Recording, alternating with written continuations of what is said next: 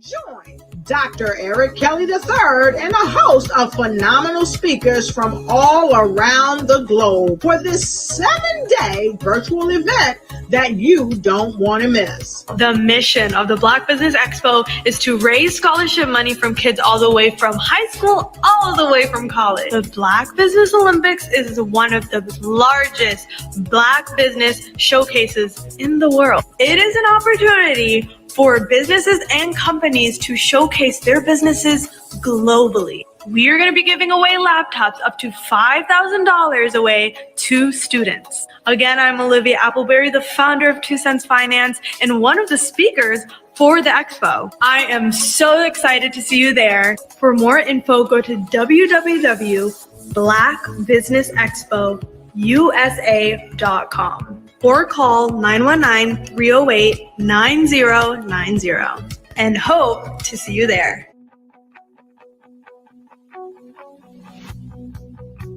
I am Black business. From the moment I wake until the time I sleep. Yes, I am Black business. I am Black business. Tell me, are you Black business? I am Black business. Do you support Black businesses? Listen, I support Black business because I am Black business. Black Business Expo, one of the largest business showcases in the history of Black business in the world. The world.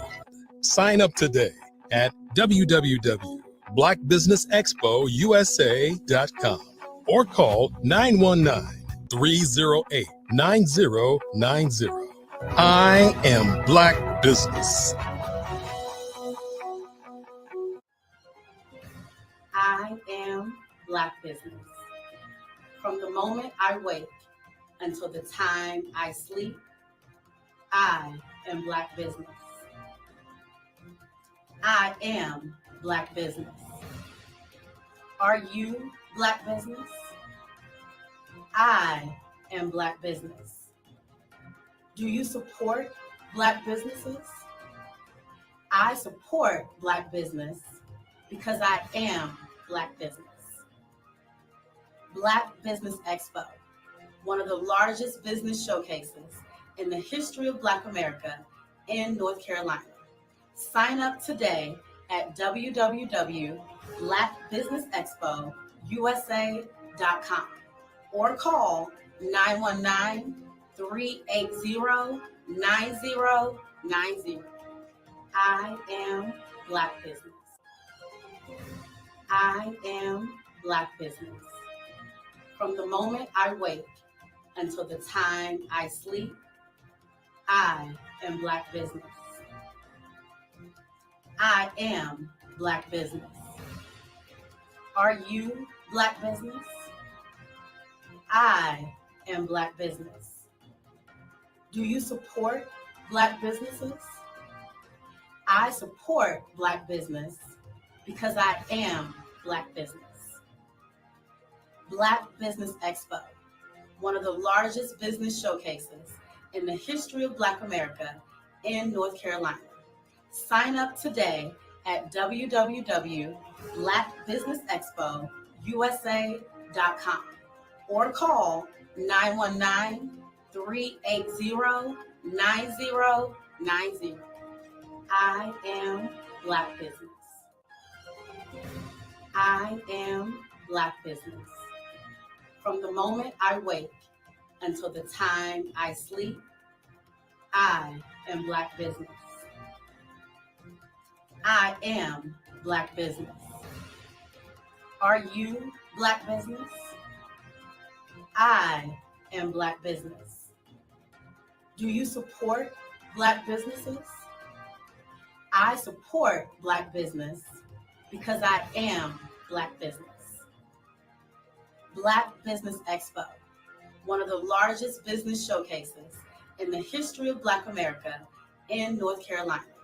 Sign up today at www.blackbusinessexpousa.com or call 919-380-9090.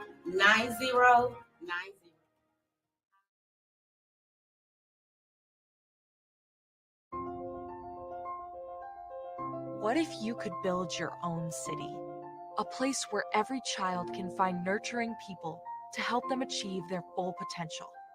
A place where every adult can access job training support, where health education is abundant, where social justice ruled the land.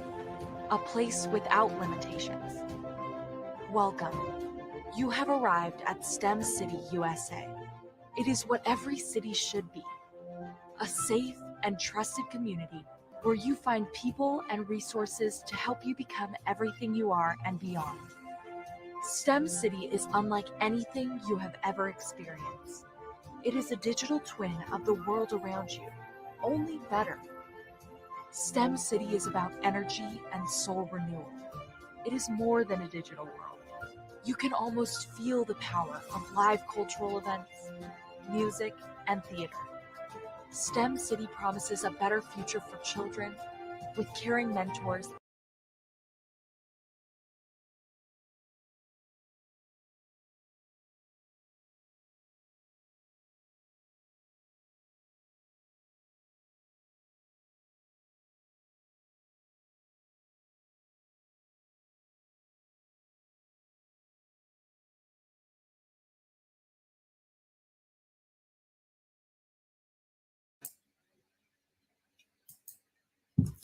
Good day, business owner, entrepreneurs, thought leaders, and corporation. Welcome to the Black Business Network. I am Mireille Tulekima, all the way from Australia, tuning in to be with you.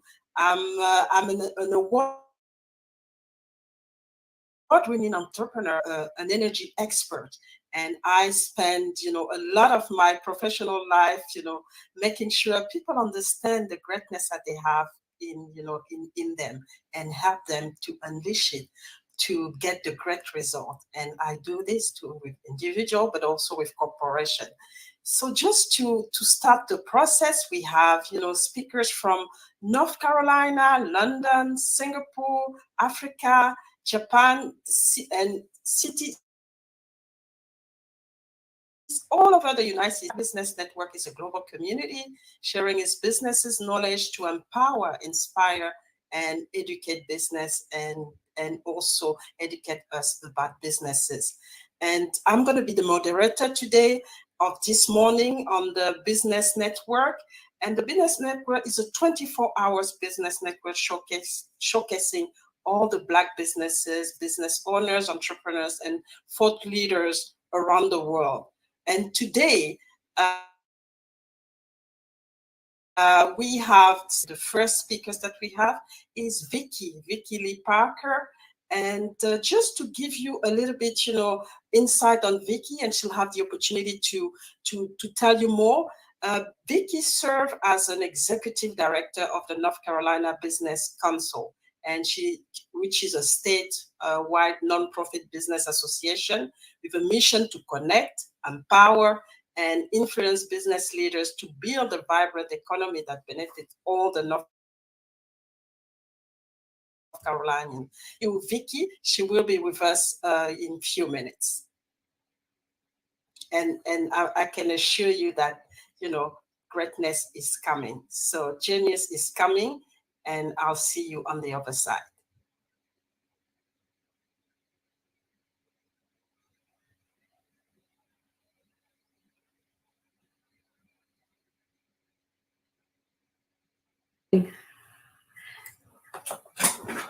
Good morning, Mira. Good.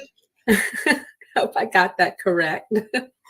Good morning. Welcome to the Business Olympics. It's a pleasure to have you. I am Mireille. I'm going to be the moderator today, and it is a pleasure to have you on this platform today. Well, thank you. It's a pleasure to be here with you all, and thank you again to the Black Business Expo for allowing me to be part of this movement, really, this movement of genius, of Black business, of the energy. And already I'm just so excited about meeting you, hearing from all the other businesses around the globe. This today is so exciting, and it's so exciting to see that we are all over, but yet we're all one, and we're all connected in spirit. And we all have, just so many things in common in regards to building our businesses. So I'm so happy to be sharing and learning from people around the globe. Thank you for being with us. Genius is coming, and I'll see you on the other side. Thank you. All right. Well, good morning, everyone. And again, thank you all for joining wherever you are. It may be good evening, depending on where you're tuning in from. So welcome to everyone. Again, my name is Vicky Lee Parker High. I get to serve as the executive director for the North Carolina Business Council. And we are based here in Raleigh, North Carolina. We serve the entire state of North Carolina. And the North Carolina Business Council was founded by a group of businesses, what we call, and what we're going to talk about today, are sustainable businesses, triple bottom line businesses, businesses that created themselves to not just to make money, but to also have a purpose and help to develop their communities that they are based in. And so we're going to learn a lot about the practices that they use and how that helps to build and grow their businesses. And as was mentioned, our mission is to connect, empower, influence business leaders to build a vibrant economy that sustains our local communities, protects our natural resources, as well as benefit all North Carolinians here in North Carolina. And I know that sounds like a lot, but we're going to unpack that real quickly. So first, in terms of, in connecting, we do that as any business group would, connecting like-minded businesses that share in the triple bottom line vision, businesses that want to make certain that they are making a good contribution to their communities, making certain that they are treating their environment well, and also making money. So we want to connect them. The part where we do our influence, we also like to connect those business and our business members to state leaders, state representatives who make laws and policies that govern our businesses so that our companies have a voice in the decisions that are made that impact their businesses and impact their communities. It's particularly on issues that maybe you don't generally see businesses weigh in on. For example, environmental policies or in looking at making certain that small businesses have access to funding. So we give them that opportunity, that conduit, to make certain that their voice is heard on those issues, and again, that they help to shape those laws and policies that govern them. And then we empower them. And you'll learn a little bit more about this at the end of my talk, about how to become a sustainable business and what does that really mean to be a quote triple bottom line business or multiple bottom line business. And so we have, sustainable roundtables and have experts come in and share their experience. And then we also have a class that we launched, a business sustainable class that we launched this year, our first business cohort for sustainable businesses. And at the end, you'll get certified as a sustainable business. So we're very, very excited about that and graduating our first class this year, as we took them through a 3-month training on helping them reshape their business for sustainability and resiliency. And so we're going to talk a little bit more about that this morning. So get comfortable, and you're going to learn all about those things in the next few minutes that we're together. Before I start and go into the actual presentation, for those of you who work with me before, I like to start by kind of setting our mind and getting our mind set correct and ready to receive new information. So this is a practice that I do for myself, and I like to do and share with other businesses to just make certain that we are in what I call a growth mindset. And we developed this from a business training that I took years ago that I felt has been very, very helpful, and it's kind of backed up by science. But the researchers did a lot of work to determine the difference between a growth mindset and where a mindset that is fixed and stagnant. So we want to do a quick checkup to make certain that we are not in a fixed mindset this morning, that we're in a growth mindset, that we're in a position to receive new information and go forward. And I always like to say, on any given day, you could be in any category. So we want to make certain and do that check-in, just like getting a checkup, to make sure that we are not finding ourselves kind of in a rut or being held back by it for whatever reason. When we're running our businesses, a lot of things can kind of put us in a position where we're not moving forward. So we're going to look at 5 areas that we're going to check in on: effort, challenge, setbacks, feedback, and success of others. So those 5 areas we're going to just go down quickly and look at our mindset towards those areas. And we're going to compare a growth mindset to a fixed mindset. So we're going to start real quickly with effort, the idea of effort and the effort that we put forth in running our business. A fixed mindset believes that if you have to work for it, then something is wrong. And, and we've, again, probably many of us have felt that or seen that, where you feel like, oh, I've tried it, it didn't work out, then it must not be for me. A growth mindset might look at that and says that you believe that you have to be consistent and you have to apply effort to achieve your goals.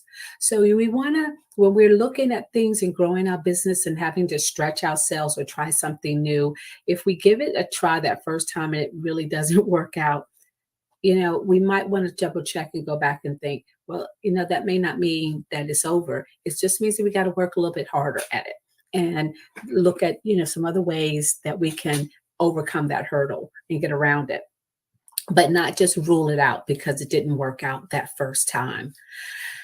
Challenge. How does a fixed mindset approach a challenge? Fixed mindset looks at, the fear of failing and avoids challenges. You try to kind of just go with what's tried and true. You kind of play it safe. You want to kind of figure out that the outcome all the time. And that's a fixed mindset. That's not a growth mindset. I again understand that it might be comfortable to kind of sit in that mindset because there's so much at stake. But you have to actually understand that that's where you are. You're in a fixed mindset. A growth mindset looks at challenges and they're willing to take on that challenge. They're willing to take that risk. Of course, you want to do your homework, no doubt, but you don't always know how everything is going to turn out. You don't always know the end result, and it always doesn't feel like a safe choice. But a growth mindset is willing to take that chance and willing to understand that if it doesn't work out, that's not a failure. That's just a process in the learning. So you want to check your mind. Am I just playing it safe? Am I staying on the sidelines because I kind of know what's happening over here and I don't want to take chances? But then you might see a challenge that really could push your company forward. So, be willing to do that. Be willing to go ahead and face those challenges.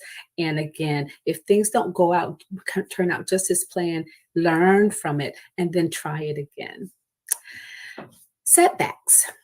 So a fixed mindset looks at setbacks, again, similar to effort. If you get a major setback, a fixed mindset is more likely to just give up after that first or maybe even second try. Something did not work out. It really pushed you back further than going forward. And you just decided, I'm not going to pursue this anymore. Again, you got to make certain and ask yourself, are you saying that because of your fear? Or are you saying that because this really was a bad idea? If it's just your fear talking, then you're probably in a fixed mindset. And you want to look back at that setback. And then a growth mindset looks at it and they figure out a way to persist through that setback. They look at other ways and other things they could have tried differently. You go back, look at the research again. Go back, look at the market again, see if there's something you miss. See if there's something else in there that you may have overlooked the first time that might apply. Talk to some more people about what happened.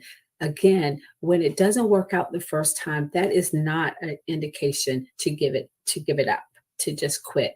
You have to go back, tinker it again. I could go on for hours to talk to you about inventors and successful business owners who went back and revised their goals, revised their product, revised their systems over and over again to get it right, to figure out how to make this work.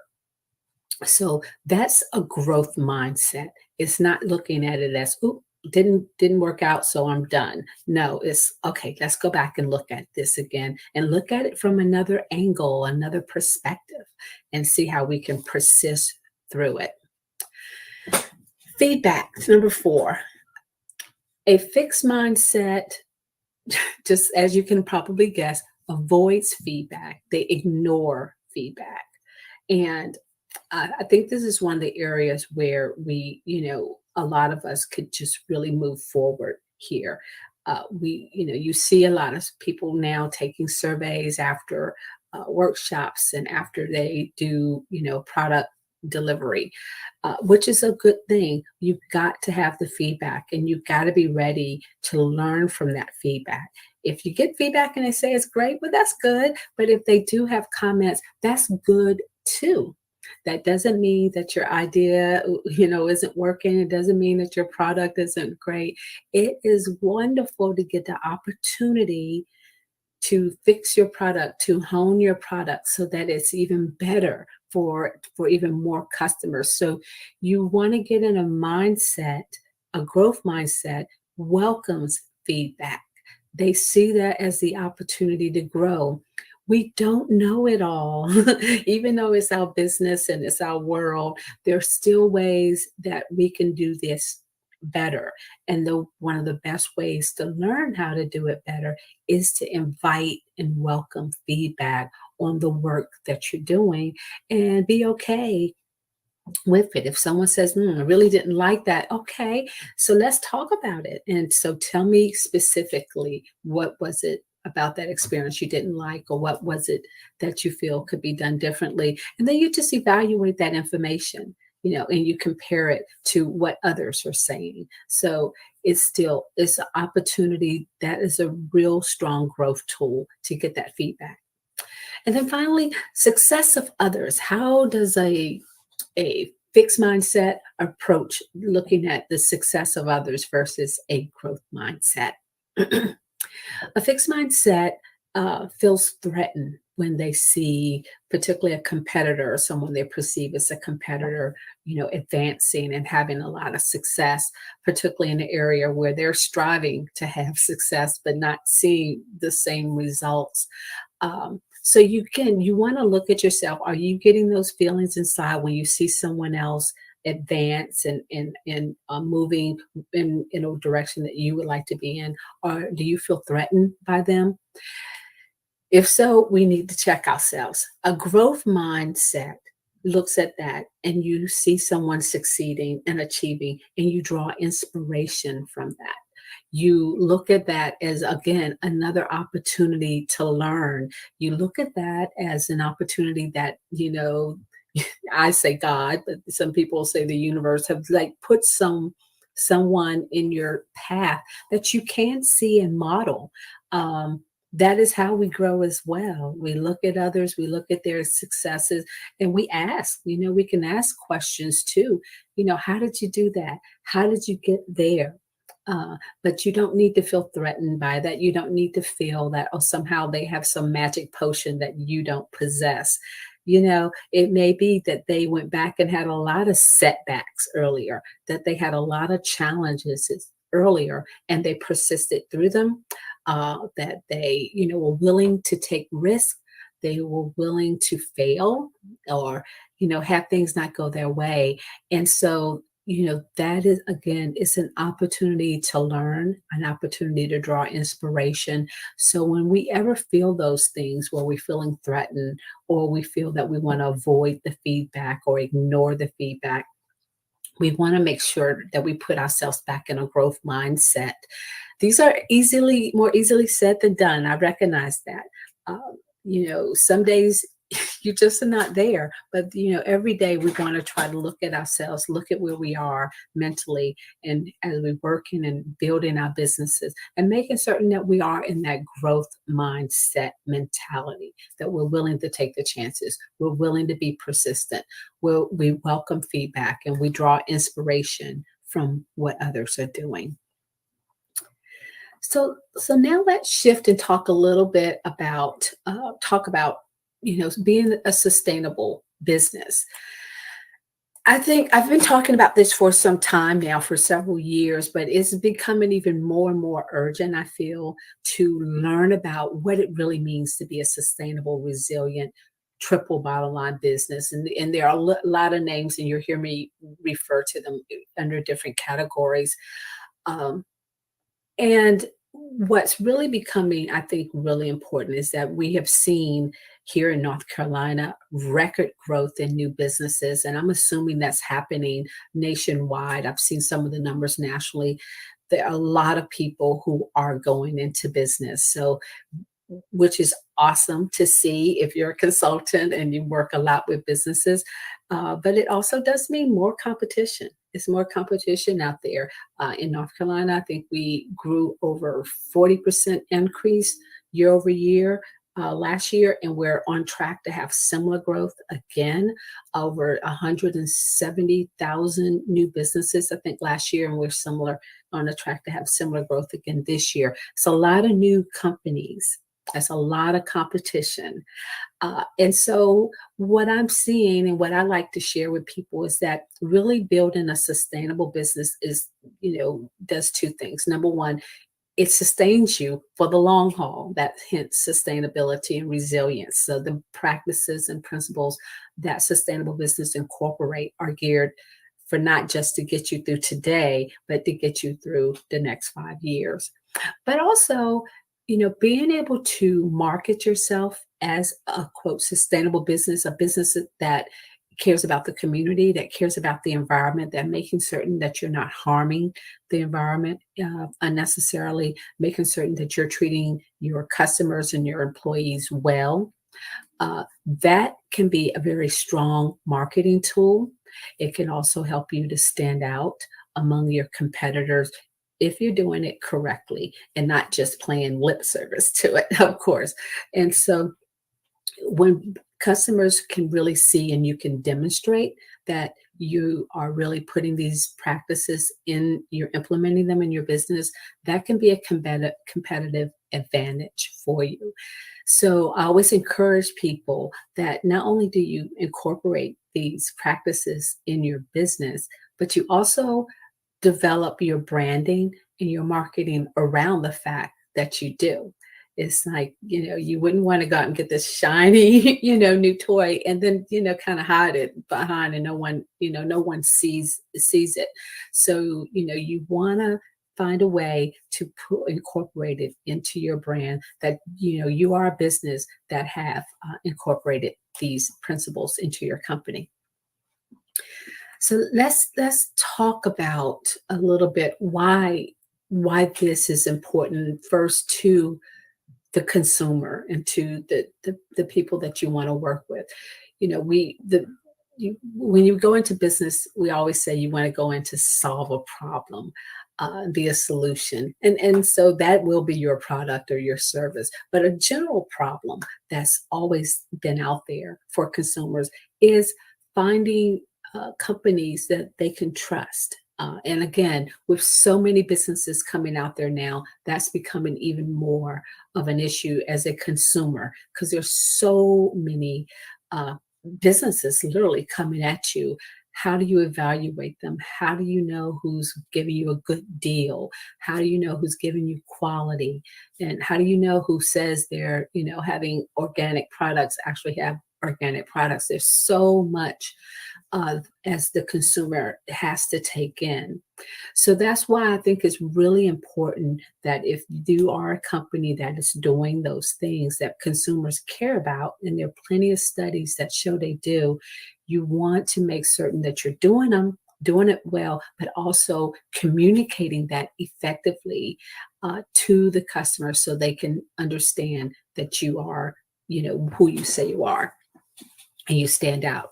So the problem is they want to be able to trust you. They want to find companies that they can trust, companies that are dependable, that they can come back to over and over again and get consistent quality service.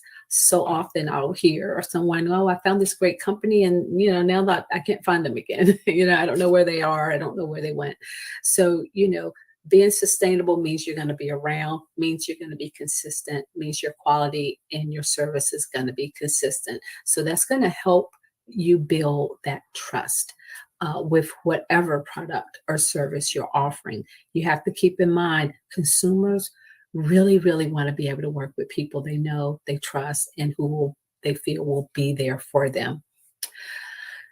So that also creates the opportunity. So the problem is they need to trust you. The opportunity is you can build a trustworthy, sustainable, reliable business that they can come back to over and over and over again. Consistency and quality is so key.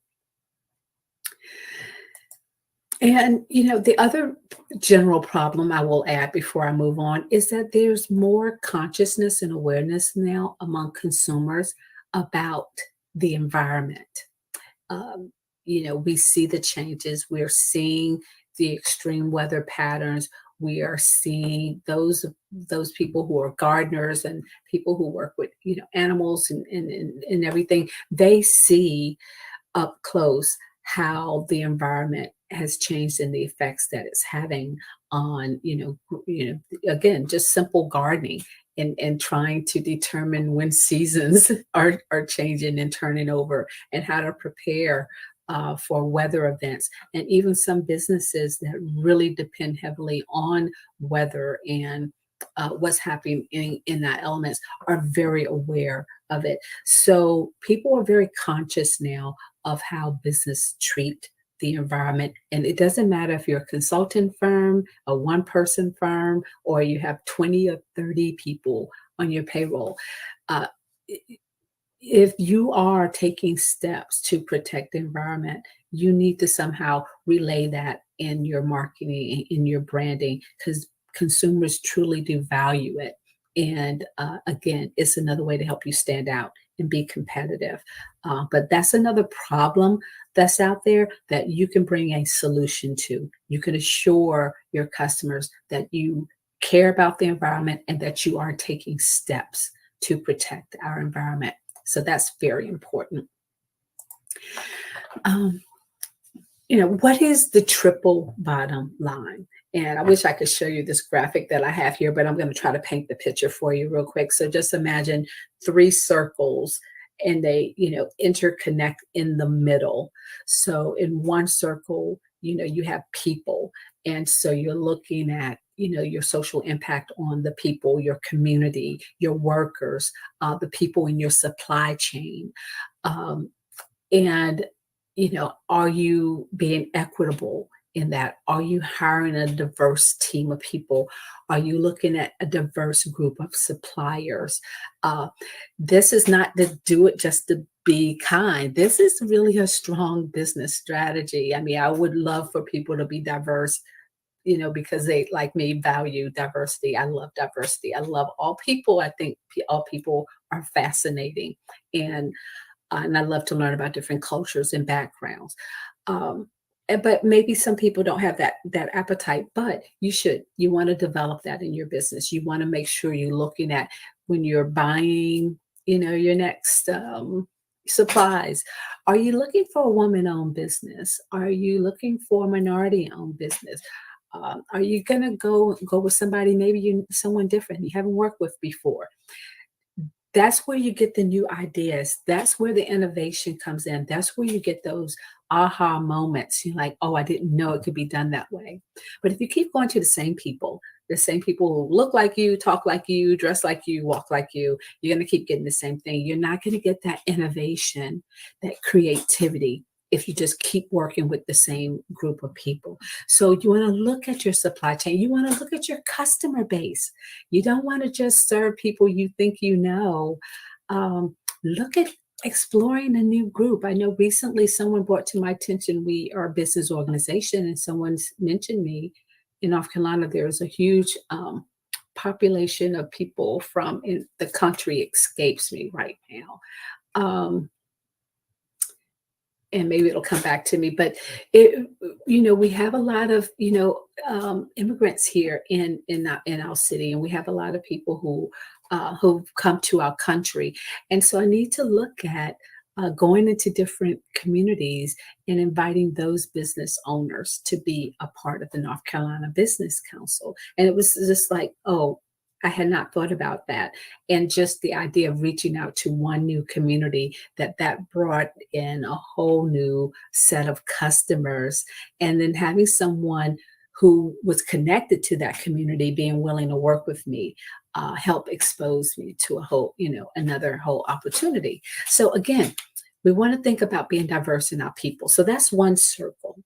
The second circle is the planet. Again, and I've touched on that, but looking at going through your business, even if, again, you're just a consultant and you're just doing a lot of what you feel paperwork, like even here in my job, I always make certain that I use both sides of the paper.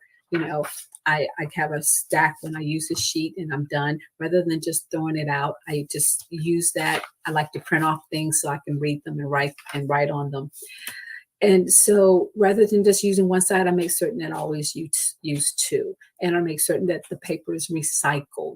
So these are things, I'm making that effort to, do things that streamline my my footprint or reduce my footprint and whatever I can do. And I like to communicate that to people I work with.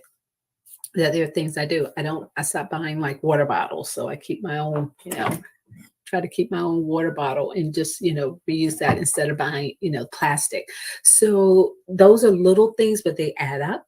They add up and they result in savings for my business, but they also result in endearing me to customers who value that, who share those values and want to see their values reflected in the companies that they do business with.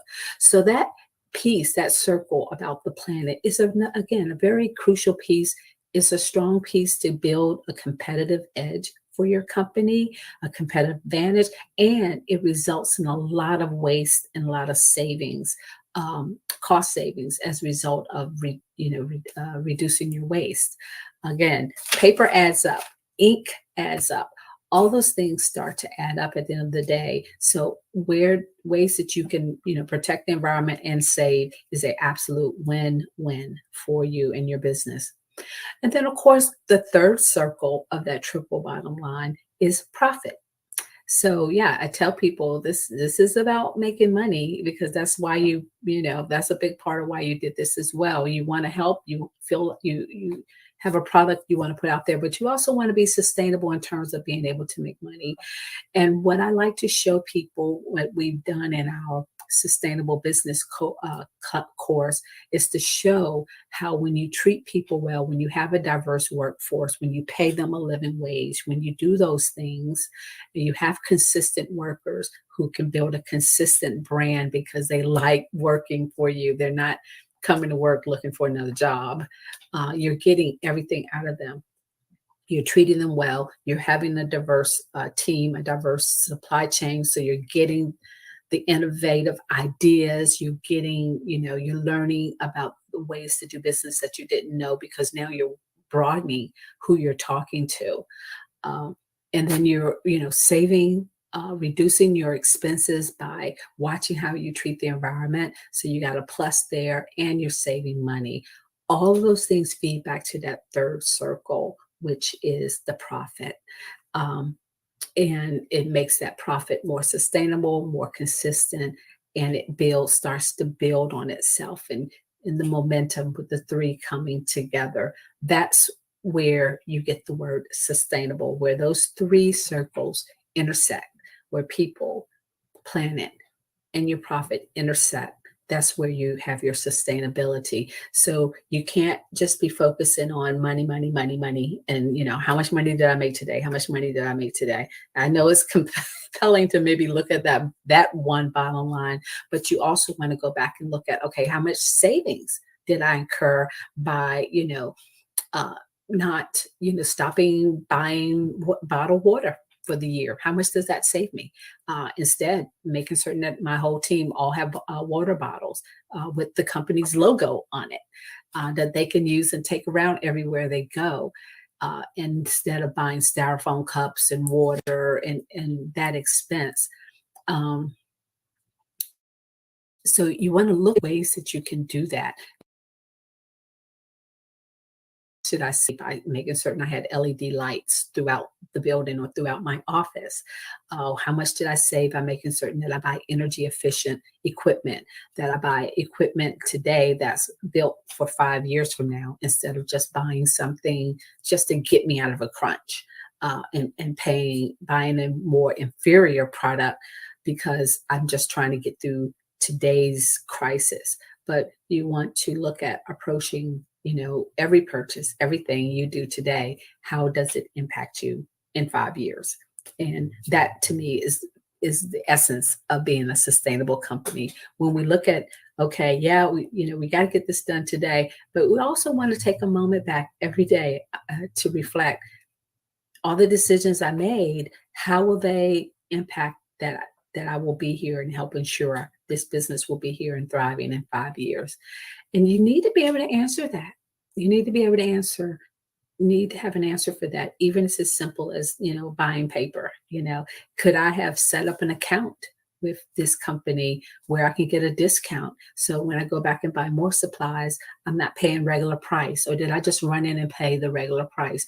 That's a different mindset. That's a sustainable mindset. Looking again at how you can approach every aspect of your business in a way that you're always thinking, how does this impact me 5 years later? And I always say 5 years because that's just a good number to look at, because it gets you down the road. But you always want to ask yourself that, even if it's a simple thing as, where I bought lunch for the team today. How does this impact me 5 years down the road? And so when you can get those three circles going again together, that's where you start to see the sustainability, and that's where you start to see it all pay off on all of those bottom lines, all three of them. And you want to figure out ways to measure those. So you set your own standards. You look at, how much you want to save in terms of waste that year. You want to look at, how much effort, where in your business can you be more diverse? Look at your staff. The next time you have to hire someone, can you look at other places to maybe look for to fill that position? Look in places that you hadn't looked before, instead of again going to the same old people, because that takes you back to that fixed mindset, not a growth mindset. So we always want to be moving forward. Everything in our business, moving forward and thinking forward, always thinking forward. I mentioned earlier that, I use the term sustainable business and triple bottom line. A lot of, you'll see a lot of names because this is kind of an emerging way of doing business. So you hear things like socially responsible corporation or mission-driven business or purpose-driven company. The other thing that is growing, and particularly here in North Carolina, are benefit corporations or B Corp corporations. Benefit corporations are companies. There are some states that actually will allow you to incorporate as a benefit corporation, and basically that is illegal. It gives you that the legal, you're legally announcing basically that you're beholden to a mission as well as to shareholders, but not singularly to just shareholders, but that you're beholden to whatever your mission and your purpose is as well. So it gives you that legal right to also to do that, and you identify what that mission is. You're still a regular business. You're still making money. You're still doing those things. It's such that you do have that legal identity as a benefit corporation, and that whatever you do, it is through the lens of a benefit to the community where you are based, and you have that protection to do that. B Corporation certification is not a legal designation, but it is a globally recognized certification. It's a rigorous process to achieve. You go through a lot of areas of your business that you have to accomplish to achieve this certification. I've known some businesses where it takes them a year longer to get this certification. It is it does challenge you to rethink every single aspect of your business, every aspect. But for those that I have seen who have done it, who've reached that designation and become a B Corp certified, these are companies that I've seen have much success, particularly during the downturn in the pandemic, because these are companies that are so deeply entrenched in their communities, or they have, sustainable practices. They're able to be resilient and weather storms because they're already operating in a flexible growth mindset. So you'll hear different terms, but all of these go back to that idea. Is based off of the idea of the triple bottom line, and looking and measuring those three areas, and not just your money, but looking at measuring how diverse you are, how well you are entrenched in your community, how well are you diverse and entrenched in your supply chain and your suppliers, and how well you treat your employees. Are they staying with you? If you got high turnover, you really need to look at that and ask yourself and ask some of your employees, why are they leaving? And find ways to stay. That builds your brand. When they're with you for 10 years, it builds your consistency and quality. It builds your brand. It endears your customers to you, because again, going back to what I said, customers want to trust you. They want to feel like they know who they're doing business with. When you have employees that are there on a consistent, regular basis, that builds that trust. When they see that, Jack is there for 10 years, that tells them something about you as an employee. It tells them something about your business, that you can maintain your workers. But if I go to you and every day and every time I go back, there's a new face, there's a new customer, that's going to tell me that something's not quite right here. And it's going to make me want to find somewhere else to maybe go where people are more consistent. So that's important. The people part is crucial for that triple bottom line. Let's see. I think I probably have in this time I've been together made the case for sustainability, but there again has been a lot of surveys, even more so in the last year, of why it is really imperative to again look at your business in this way and shape your business as a sustainable triple bottom line business. Survey after survey has indicated that, employees want to work with companies that, operate in this fashion. In fact, one survey said that over 70% of people surveyed said that they were more likely to work for a company, that has a strong green footprint. 70%. So that well over the majority of people surveyed said that's where they want to be. Nearly half of them said that they were even willing to accept a smaller salary to work with an environmentally, social responsible company. So, for businesses, particularly small businesses that do struggle to offer those competitive wages compared to some of the big companies, this is an opportunity. Really getting this sustainability part right can be an opportunity for you to attract those workers, particularly those who really care just like you do. And again, survey has shown they're willing to even take a lesser salary to be with a company that's really committed to treating the environment well. And it's not as hard as you think. Again, it can be something as simple as recycling your paper, making certain it's done consistently, looking at ways to save, energy efficient, those things. Those all add up. And those things make potential employees feel good. Also, in this one survey, over 10% of the people said they would be willing to take at least a $5,000 decrease in salary, and then 3% of them said that they would even be inclined to accept a $10,000 decrease in salary. So this is seriously how committed employees are to working with companies that care. So again, this is, I think, a strong area to achieve competitive advantage.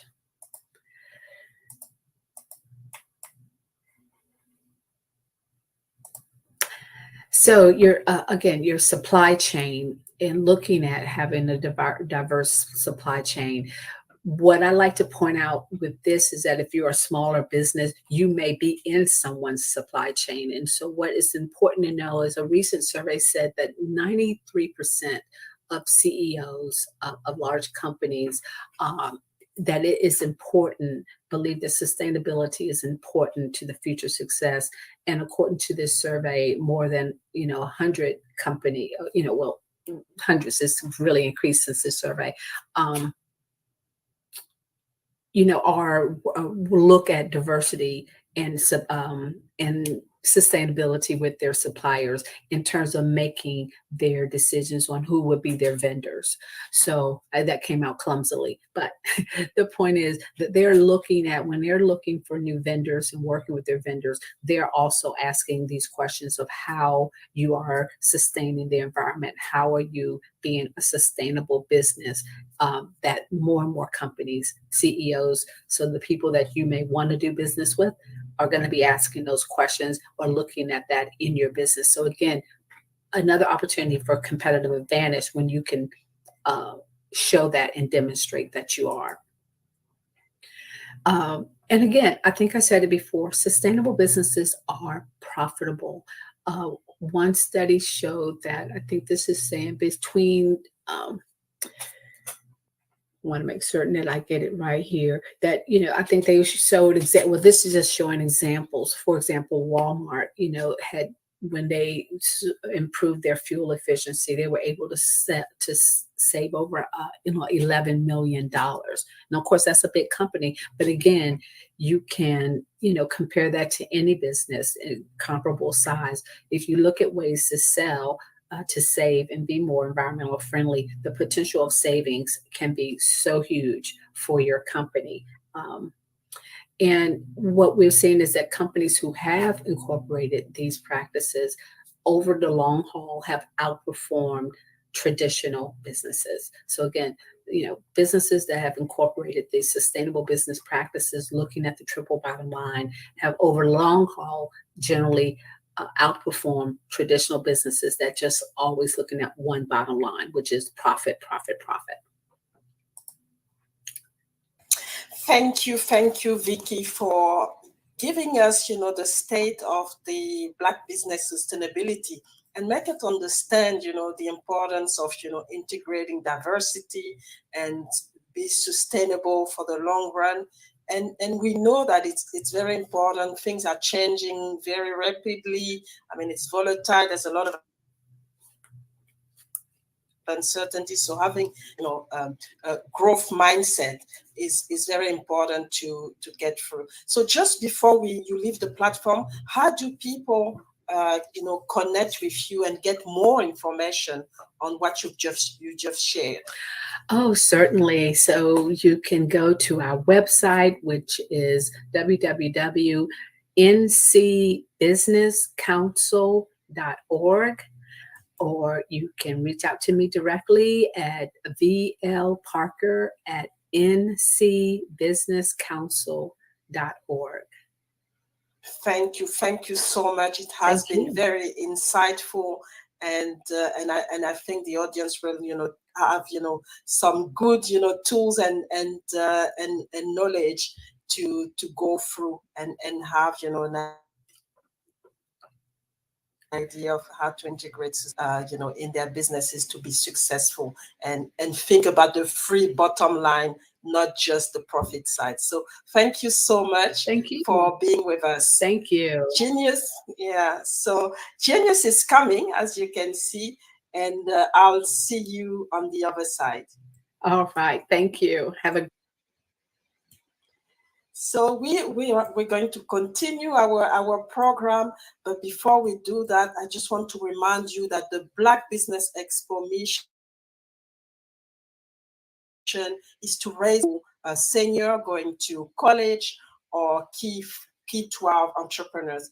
And this expo is fundraising for students.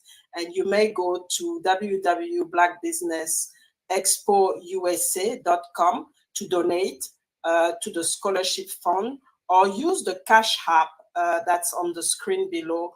And also, you can actually, it's identified as $1 USA. So our goal is to give laptops and up to $5,000 to 10 students. And the students can actually register online at www.blackbusinessexpousa.com. Every dollar counts. So if you want to I really want to remind you to donate, to this scholarships fund. We really want to make a difference, and just to acknowledge the corporations and the people who work with us. So we really want to thank our Black, Business Expo sponsor for this for this Business Olympics. So for September 2022, First Atlantic Insurance Group, Creative Force Studio, First Financial Securities, NC100, Carolinas, Virginia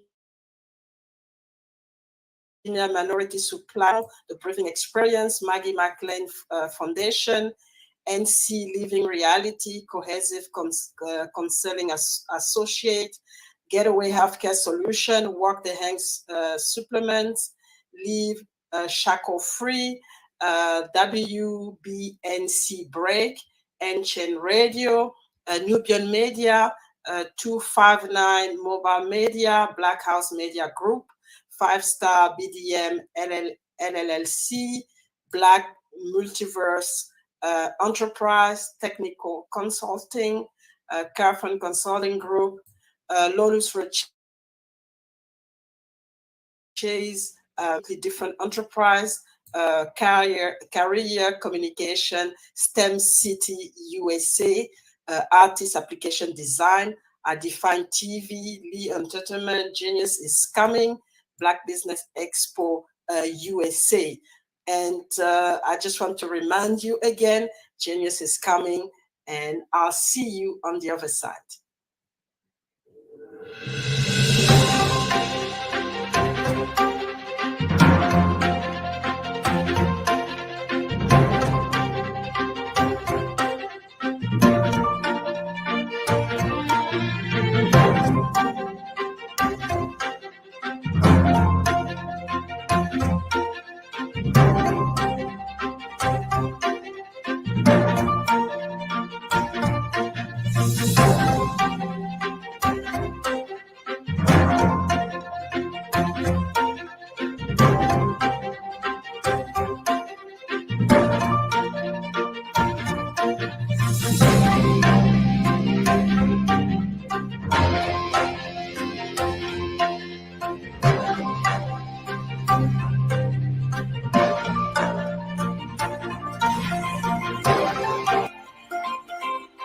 Join Dr. Eric Kelly III and a host of phenomenal speakers from all around the globe for this 7-day virtual event that you don't want to miss. The mission of the Black Business Expo is to raise scholarship money from kids all the way from high school, all the way from college. The Black Business Olympics is one of the largest Black business showcases in the world. It is an opportunity for businesses and companies to showcase their businesses globally. We are going to be giving away laptops up to $5,000 away to students. Again, I'm Olivia Appleberry, the founder of 2 Cents Finance and one of the speakers for the expo. I am so excited to see you there. For more info, go to www.blackbusinessexpousa.com or call 919-308-9090 and hope to see you there.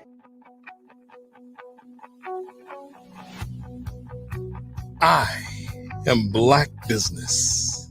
From the moment I wake until the time I sleep. Yes, I am Black business. I am Black business.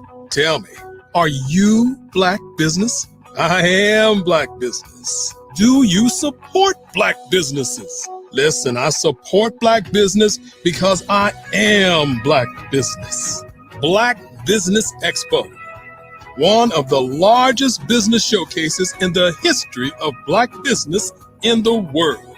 The world. Sign up today at www.blackbusinessexpousa.com or call 919-308-9090. I am Black business. I am Black business. From the moment I wake until the time I sleep, I am Black business. I am Black business. Are you Black business? I am Black business. Do you support Black businesses?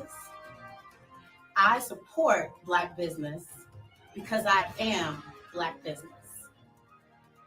Black Business Expo, one of the largest business showcases in the history of Black America in North Carolina.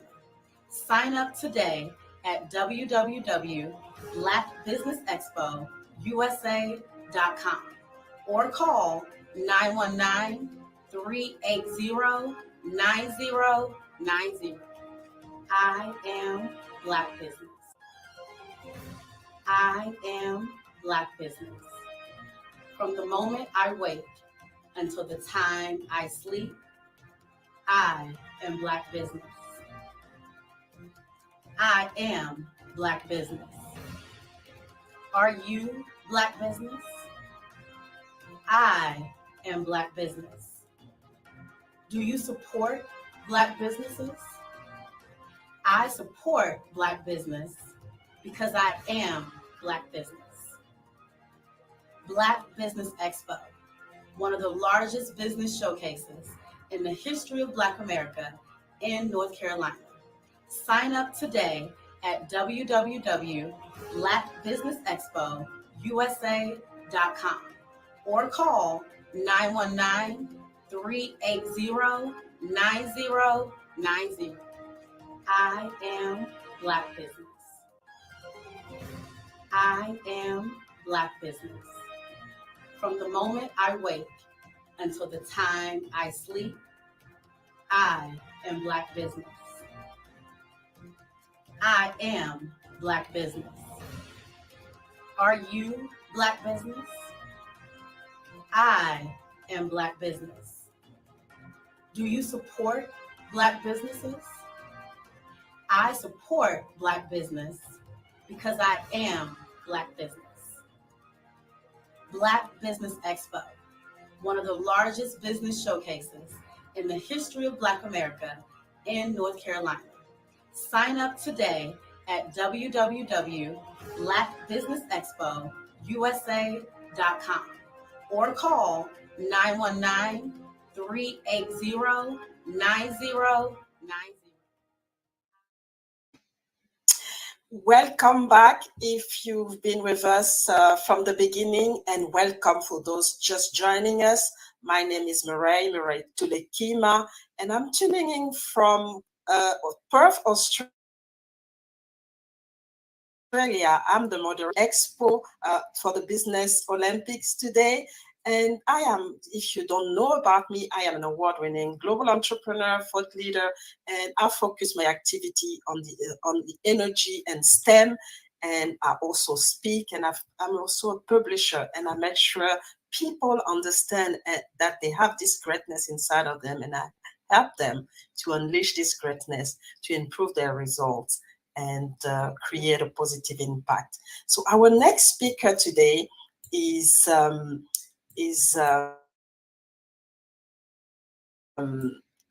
let me just find out. Our next speaker is Chiteka Urser, and she's going to talk about retire before you expire. And just to give you a little bit about Chiteka, she is an Army officer veteran, and she is now serving as a retirement consultant and multidimensional investor. Her mission is to help professionals move from chaos or career to calling and retiring before they expire with infinite tax-free. They will not outlive. So that's a very relevant subject for us. So I welcome and I present to you Chiteka, and we will learn more about a subject today. So welcome, Chiteka. Good morning. Welcome. Thank you for having me. And I'm just appreciative of this opportunity to be able to speak to you and the audience today. We are excited because I think it's a subject. Retirement is always a subject that touches everyone. So we are really, excited to know more about, your expertise and how you can help us to retire happily. So I'll leave it to you. And Genius is coming. I'll see you on the other side. Absolutely. Thank you. I appreciate the opportunity. So welcome everyone to my segment of today's virtual experience. And my name is Chiteka Urser, and I help people retire before they expire. So that's you. We are the ones you hire. Our goal really is to get your bank account on fire with a whole lot of lifetime tax-free retirement income that you will not outlive. And so I really am excited to talk about that, but I wanted to keep it in tune with today's theme, which is around brand story. So let me talk a little bit about that, as we discuss, helping people with their storytelling. My mentor really allowed me to be able to come into this space with her story. Like her story really allowed me to see how important it is that we do what we do as financial professionals. And really, her story was centered around, losing a loved one and not having the proper insurance. And so I am a retirement consultant, but I'm also a life insurance broker in the same space. And so when I can talk a little bit more about my specific story and why and how I came up with that slogan, retire before you expire.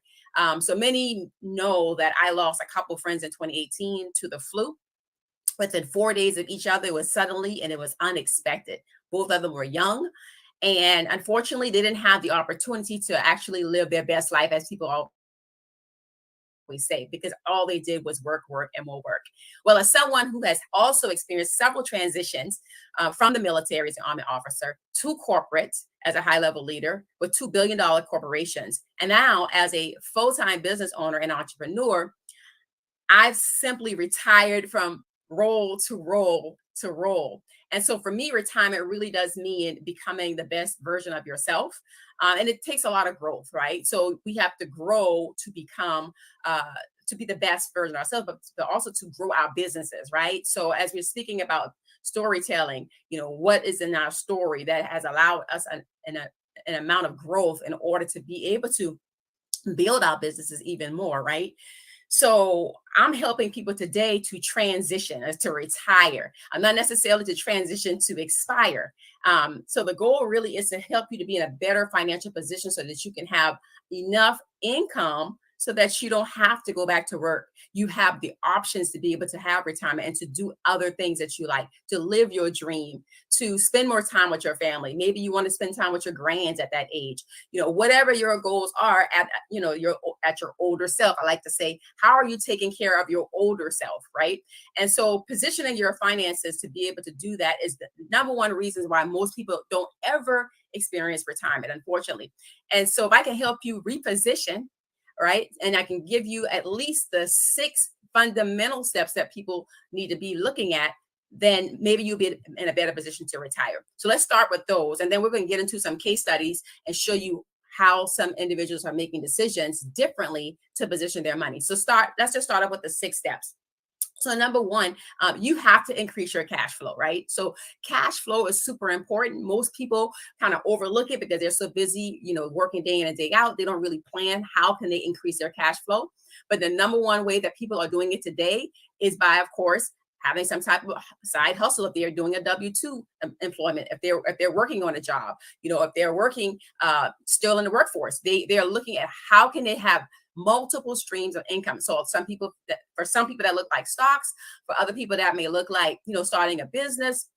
Other people may look like, doing real estate investing. Me personally, I did real estate investing as I was still in corporate to basically, purchase enough properties to have some type of cash flow so that I could retire and receive, rent income.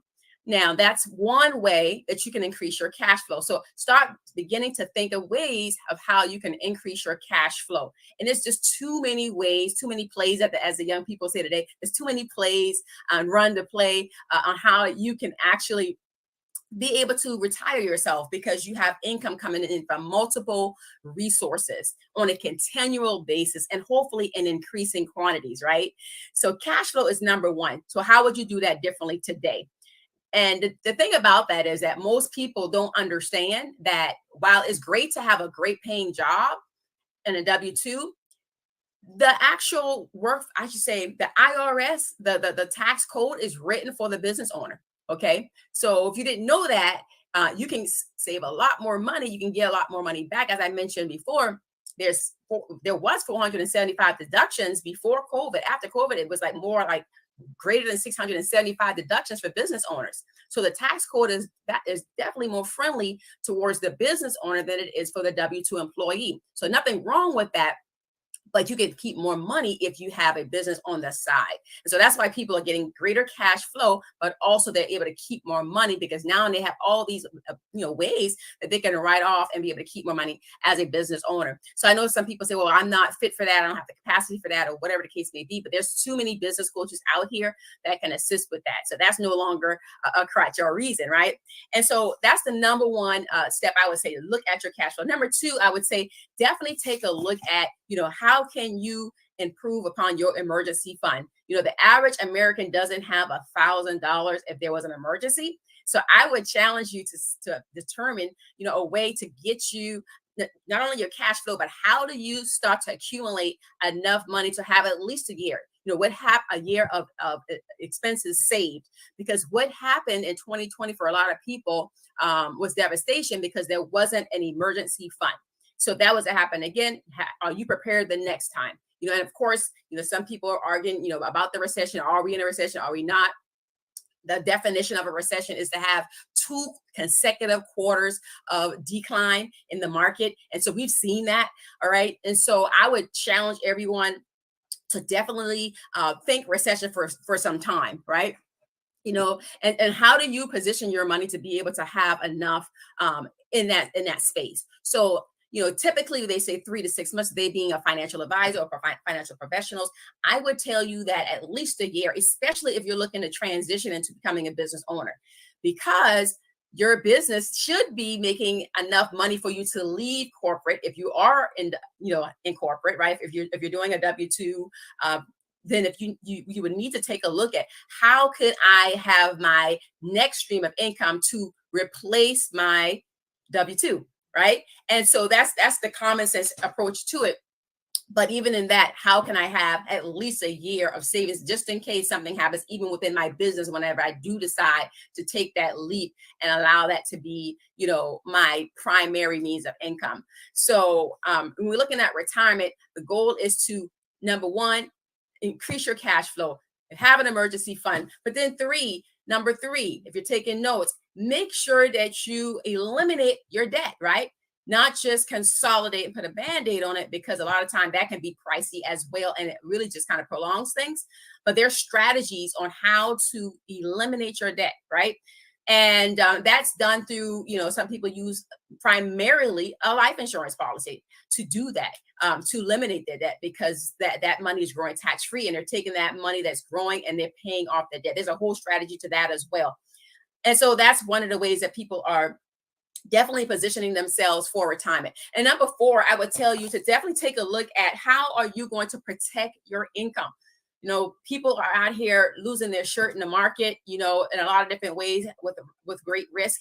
The older you become towards retirement, the less risk you should have, because the goal is to be able to rebound from any losses that you may have in the market within your lifetime. Yes, the market is going to come back, but will it happen in your lifetime is the biggest question. So most people will have, say, 25% or less as they're approaching retirement, or, towards that retirement age. Now, you may have a greater risk tolerance. Everyone's different, but ideally 25% or less of your portfolio. We would love to see a diverse portfolio at any given time, because, markets change in different ways. However, as you begin to see, a lot of things are happening with market volatility. How can you protect your income? Well, number one, you want to take a look at something that's not going to, be, it's going to have some type of guarantee against losses, right? And so there's some index universal life policies that are out there that people are looking at. There are some types of annuities, index annuities that people are looking at, any type of index fund people are looking at, because index means that is not tied directly into the market, but it is going to model the performance of the market. So if the market goes up and increases, then you will see a credit towards your account. If the market loses, you will not experience the losses of the market, because your money is not tied into the market, but your money is modeling the behavior and the performance of the market. That's what index means, essentially. All right. So how do you get into some type of an index funds? And I just mentioned that the 2 popular ones for retirement is going to be an index annuity as well as an index universal life policy, those 2 types. And of course, those are, some of the ways that people are protecting their income. But another way that you want to protect your income is to use a policy, because let's just say you have some type of lawsuit of any kind of lawsuit, creditors or anything. You don't have time to lose it to that, to anyone else or to the creditors, because you don't have proper protection. Whenever you have a policy, it is the only vehicle that's out there that's going to protect your money from any type of lawsuit, because the courts cannot see the cash value. We're specifically talking about a cash value life insurance product, okay, not a term, right, where you have growth inside of it. It cannot be taken away from you. So when we're talking about protection from market volatility and protection from lawsuits, those are 2 ways that you're going to be able to protect your money. Of course, for number 4, for what we're talking about with the 6 steps and how you're going to position yourself for retirement. And of course, number 5 is, of course, going to be to build wealth. Most people are looking at inflation and they're saying, wow, there's inflation happening. How can we ever, beat inflation? Again, you're going to have to put your money in something, and like Marvin Mitchell says, produce money babies. I love the way he says that. You have to produce money babies. In other words, our money has to make money for us. Okay, our money has to make money for us while we're sleeping. Warren Buffett says, unless you'll be working for money all the days of your life, right? Who wants to work all the days? You'll never be able to retire if you don't figure out a way to make money in your sleep. Still talking about the business owner, the entrepreneur that's allowing their money to make money. As a real estate investor, that was one of the ways that I was able to allow my money to make money for me while I'm sleeping. As someone that has policies, or if you have a policy that's a cash value policy, is compounding. The goal is to have your money to compound for you or make money for you while you're sleeping, rather than stocks. For some people, they're looking at a lot of risky investments. And again, it's all about your risk tolerance. I do personally believe in crypto.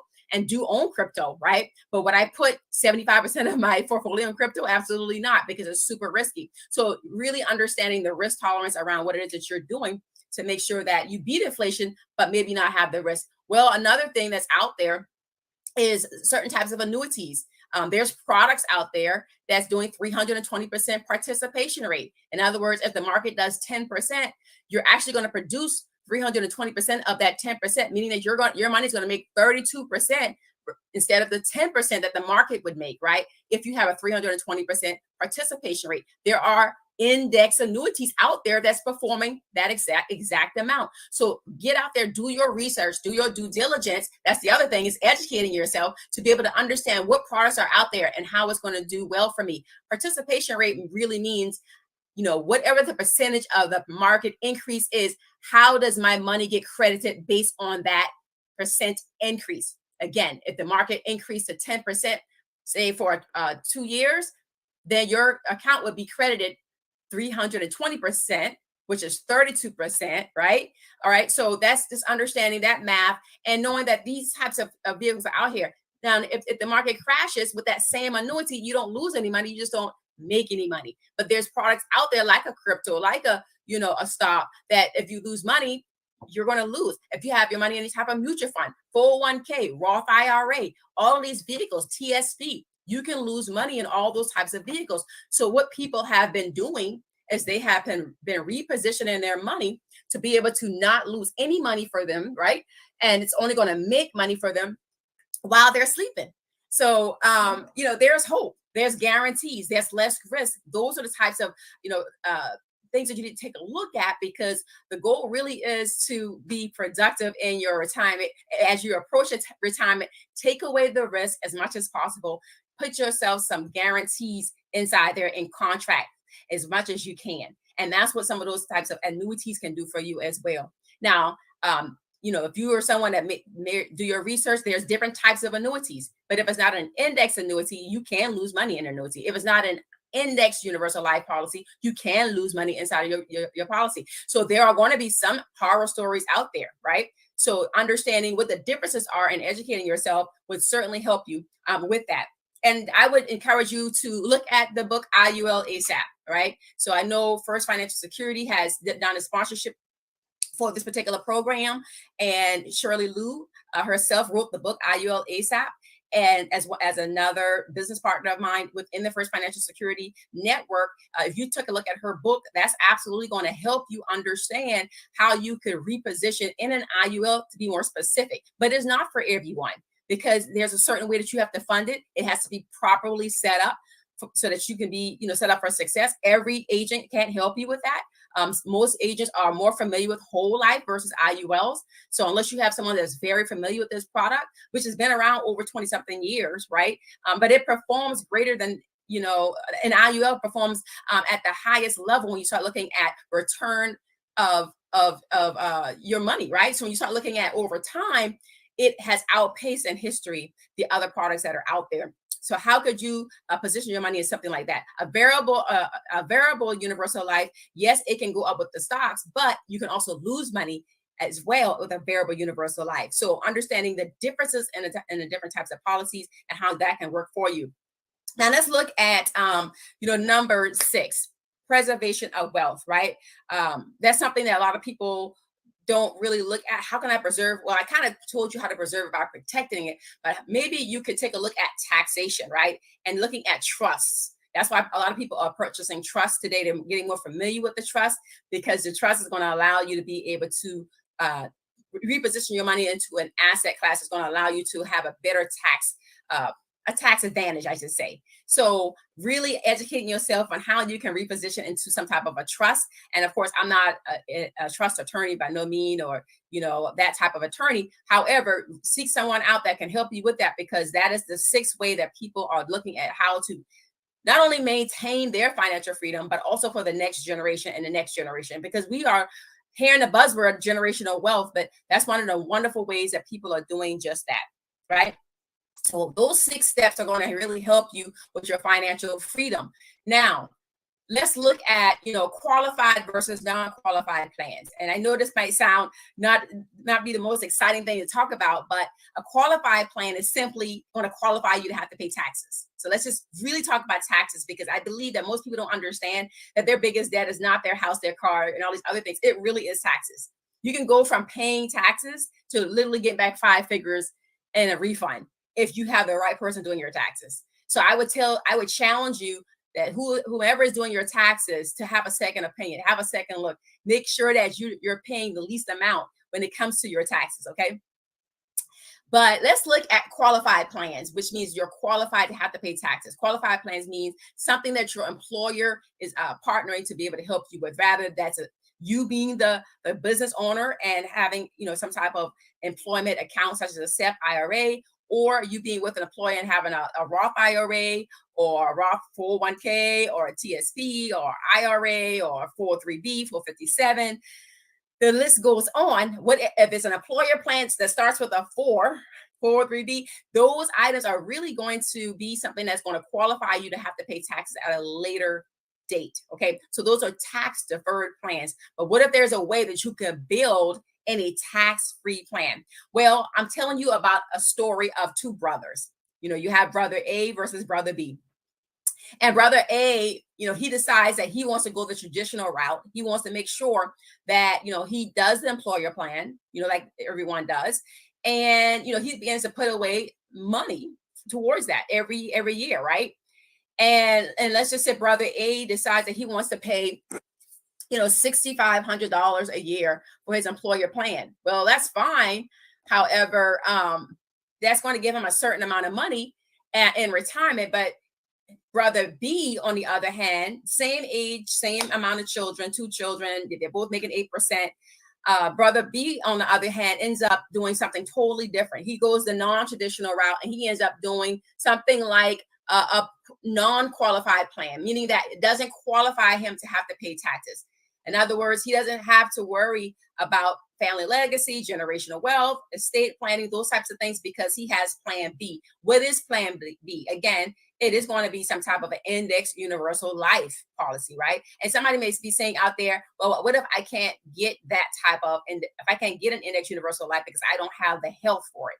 I can't, or I don't want insurance. Well, again, the other route that people are taking is going to be, of course, the index annuity. Now, here's the difference. An index annuity is also a qualified plan. You're going to have to pay taxes later on, just like you will on those other things, but you won't absorb the losses that you would on those employer plans, the ones we just mentioned. Anything that starts with a full or a Roth IRA, TSP, SEP IRA, all those types of plans, you will lose money if something happens, because they're all laced with mutual funds.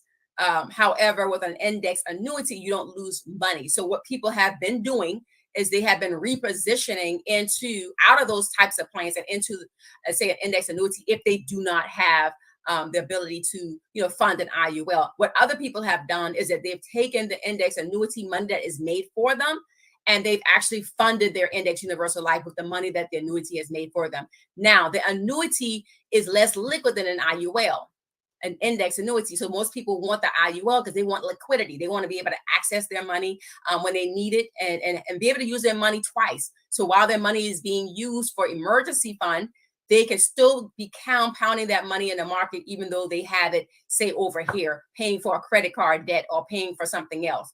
So it can be used twice. It can be used even more, but that's another whole conversation. But the main thing is people want to have access to their funds. So liquidity, IUL, no liquidity, but great growth is going to be an index annuity.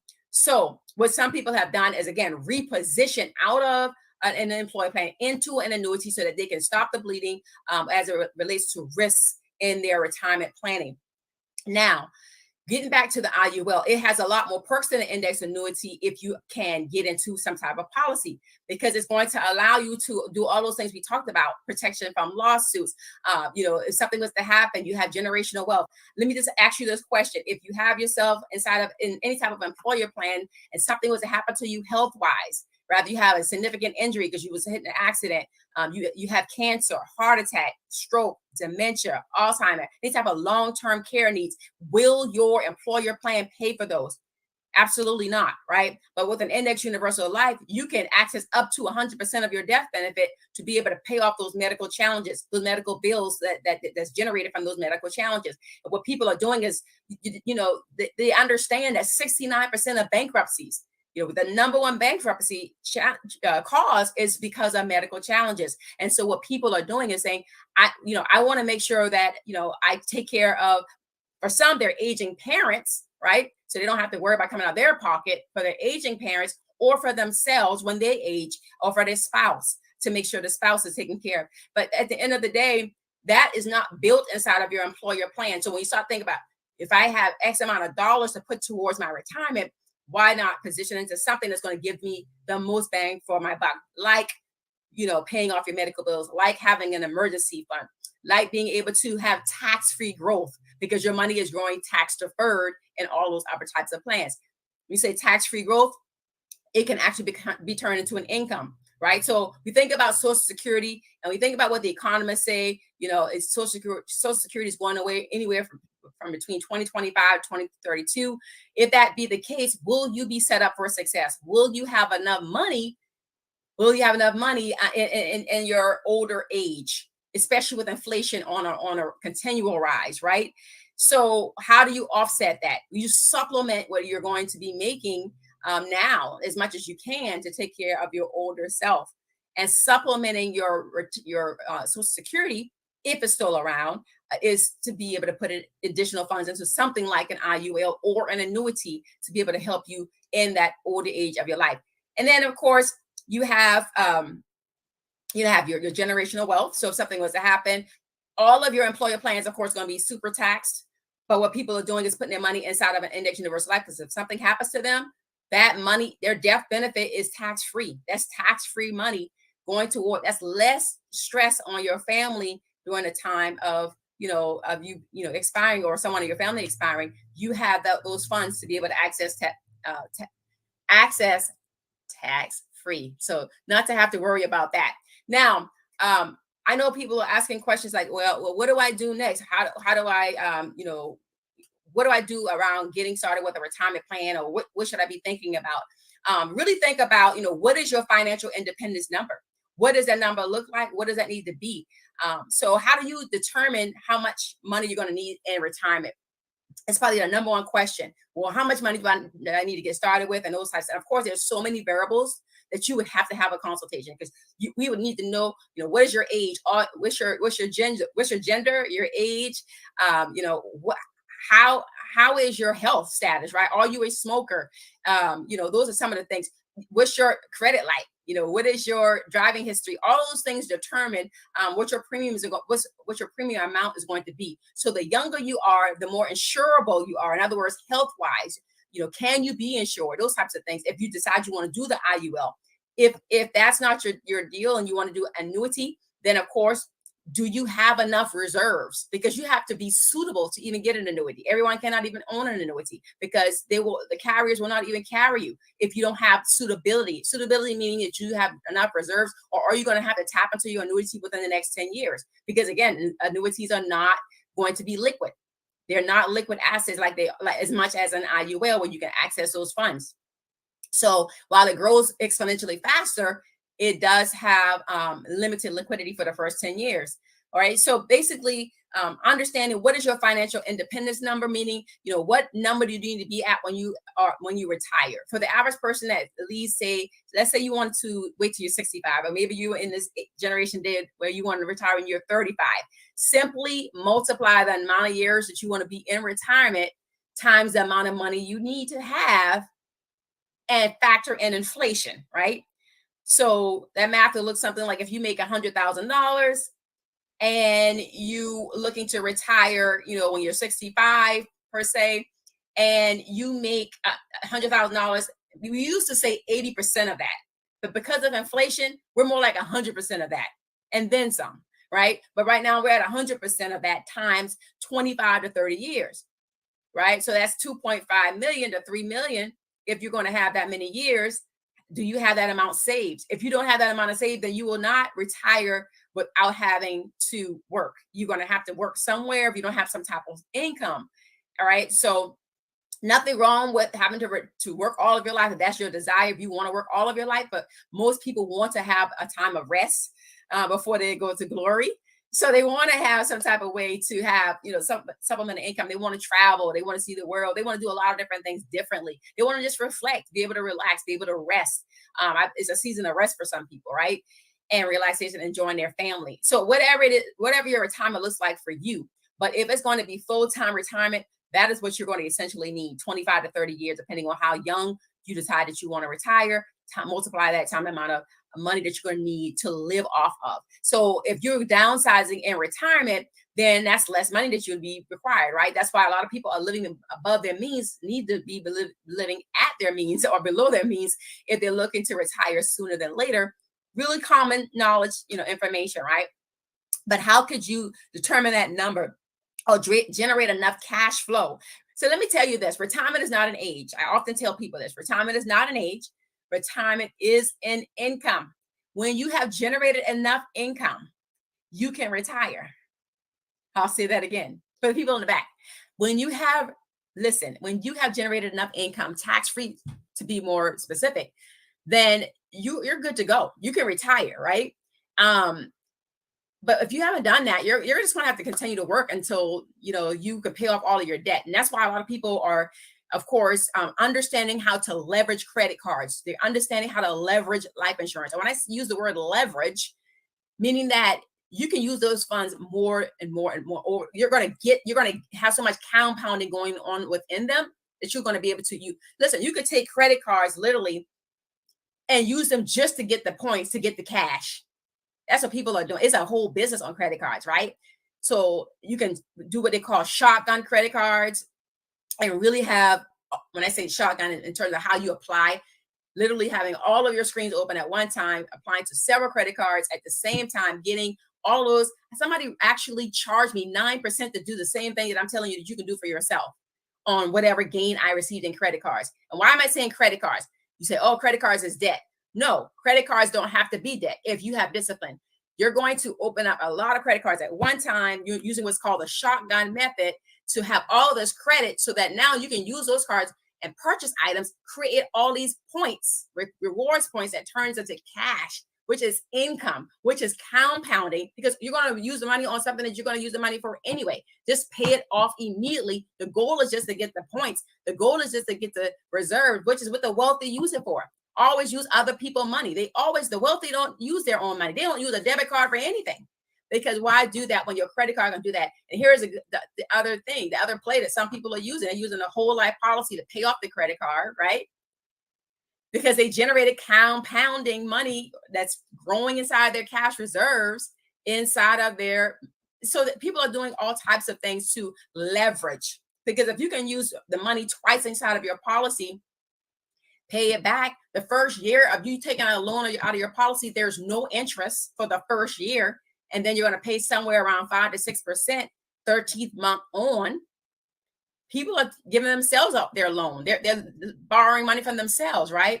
And they're paying off their debt. That's high. It's like doing a balance transfer, right? And paying that stuff off and also getting points at the same time, which points equal cash. Just remember, points equal cash. Credit card is not a bad thing. It is people are literally transforming their lifestyles using credit cards without doing anything else. And all they do is grow their credit, use the credit cards, understand how to maneuver and do that in retirement, because you're going to have to be sophisticated and savvy in your retirement if things were to happen, right? And you're on a fixed income, all you have is Social Security, right? And so how do you position yourself to be able to win in retirement?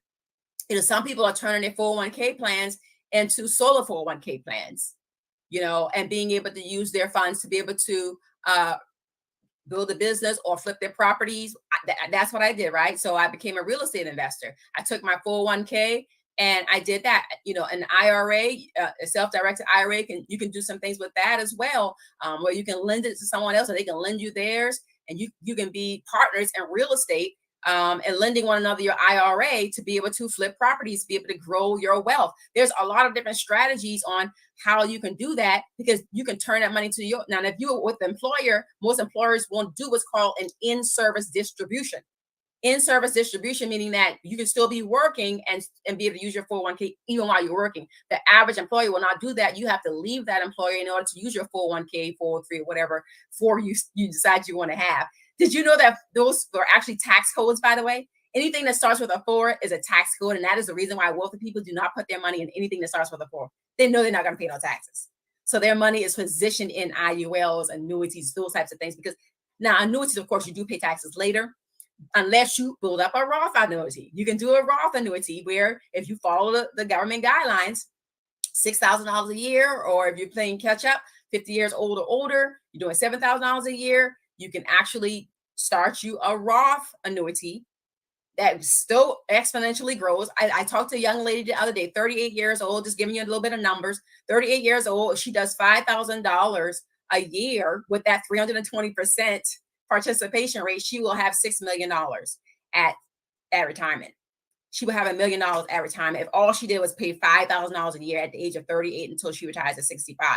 So that's one gem for her, right? So understanding that there's so many different products out there, you just have to educate yourself on the different products that are out here to help you in retirement, and understanding, what is your budget. I think most people don't understand, number one, their vision in retirement, and number two, their budget. Most people don't understand and don't know what that is. And so any financial services professional will ask you to do a needs analysis. I know a lot of people don't like divulging their business, but you have to do that so that we can properly dissect what it is that you have, to be able to understand really what you can afford to get into as it relates to, insurance is not an investment. It's how you contribute towards something that's going to compound for you, so that you can take what has compounded to then go and invest. Does that make sense? So people are leveraging insurance to leverage the compounding or the cash value that's growing to go and purchase investments. That's how that works. So there's a proper foundation to everything. When you build a house, you can't start with the roof. But most people want to start with stocks or start with something that has some type of risk, and they don't have a proper foundation. So what does a proper foundation look like? Well, if you have a bank account, that's the first thing. How do you open up a bank account? How do you open up an insurance? Those are your foundations. You got to have a place where you park your money that is going to grow and kind of outpace, or at least be with inflation as much as possible. In the insurance class, that would look more like an IUL long term. That's why people use IULs. Now, short term, it's going to look more like a whole life policy, but it's going to grow super slow, right? So anywhere between 2 and 6% is the average, right, for a whole life, versus an index universal life, which, depending on the carrier, you can go anywhere from, say, 6, 7, 8% to 20-something%, depending on the carrier, okay, and their participation rate. You got carriers out here that's doing 115%. You got carriers out here that's doing 66%. So again, understanding, what carriers are doing the best for you, doing your due diligence around that. As a broker, I can see different carriers. I have access to all the carriers and what they're doing. But you need to understand that, so you can put your money in a good foundational insurance product to be able to leverage to then do your investments. Now you can build, the side walls of the house. Okay. So just a proper foundation so that you can to build wealth, right? And that's why the wealthy understand it, and they do it very well, because they understand that is a good foundation to have. Not saying that, all of your portfolio should be in, say, an insurance product, but it is certainly a good foundation for your wealth.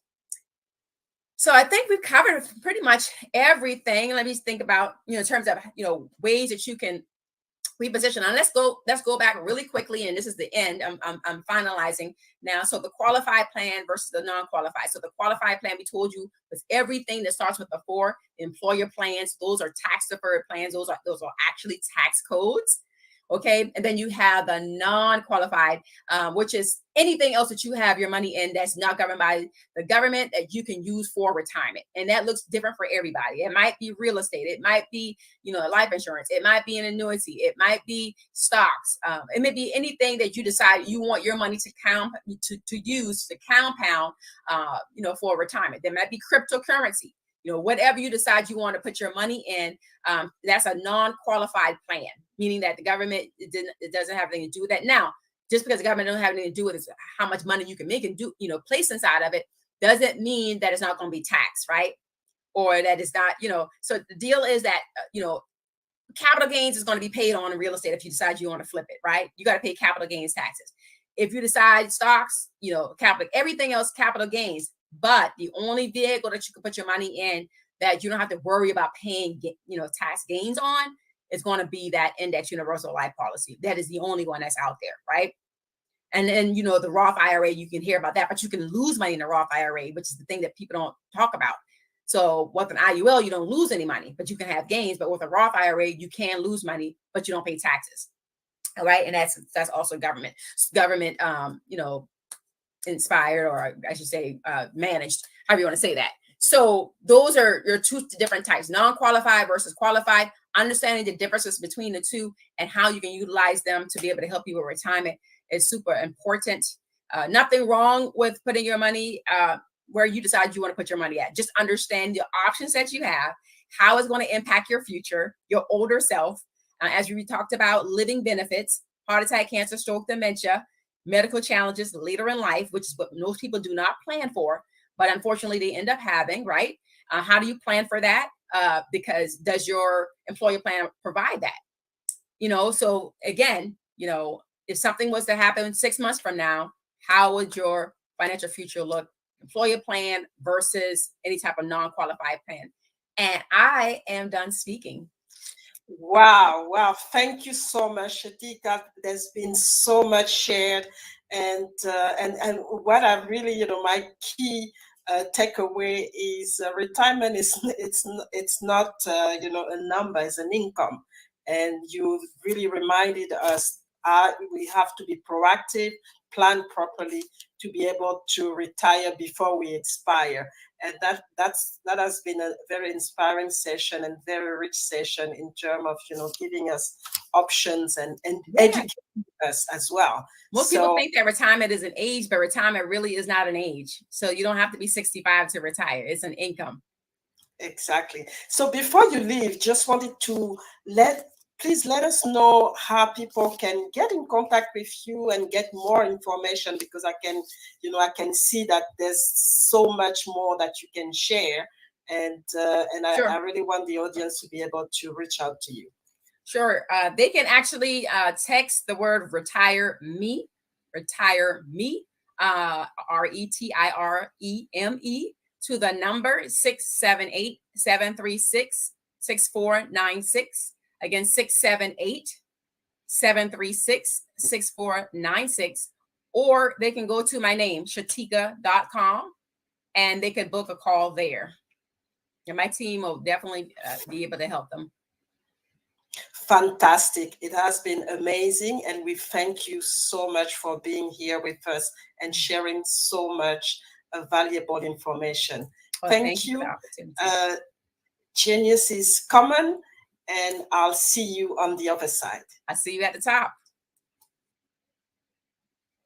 So thank you again. It has been amazing, an amazing session. I hope you've been able to take notes. Just want to remind you that the Black Business Expo mission is to raise funds for high school, college, or K-12 entrepreneurs. And this expo is a fundraiser for students. You may go to www.blackbusinessexpo.usa.com to donate to the scholarship fund, or use Cash App, and you'll see below on the screen all the references. $BBX USA, so that's the Cash Expo reference. And our goal is to give up to $5,000 to 10 students. So the student can register online at www.blackbusinessexpo.com, and every dollar counts.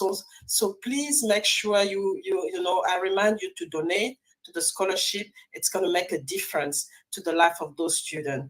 And I want to thank our Black Business Expo sponsor, because without them, we're not going to be able to do all of this. So Atlantic Insurance Group, Studio, First Financial Securities, NC 100, Carolinas, Virginia Minority Superior Development Council, The Breathing Experience, Maggie McLean Foundation, NC Living Reality, Cohesive Counseling Association, Getaway Healthcare Solution, Work the Hang Supplements, Live Shackle Free, WBNC Break and Chains Radio, Nubian Media, 259 Mobile Media, Black House Media, Star BD, Black Multiverse Enterprise, Technical Consulting, Carphone Consulting Group, Lotus Rocher Ignite, Uniquely Different Enterprise, Career Communication, STEM City USA, Artistic Application Design, Define TV, Lee Entertainment, Genius is Common, and Black Business Expo. And I'm going to tell you again, Genius is Common, and I'll see you. Hello, my name is Kiasi Helm, and I'm 14 years old. I think my genius would probably have to be setting goals and achieving them. I say this because ever since I was young, I always wanted to be an author, and at age 11, I ended up achieving this. But not only did I end up becoming an author, I ended up becoming a public speaker, a publisher, a business owner, all these great things. The name of my business is Written by Kids Publishing Company. I decided to start this company because I thought it was important for me to help kids my age express themselves through literacy and just achieve their own goals. Because to me, achieving goals is the best thing in the world to feel. It's you just achieving things and aspirations that you set for yourself. And I know that everybody is capable of this because even if you don't end up achieving the goal, you still tried your best, and that's the most important thing. And everybody is capable of this because genius is common. Thank you.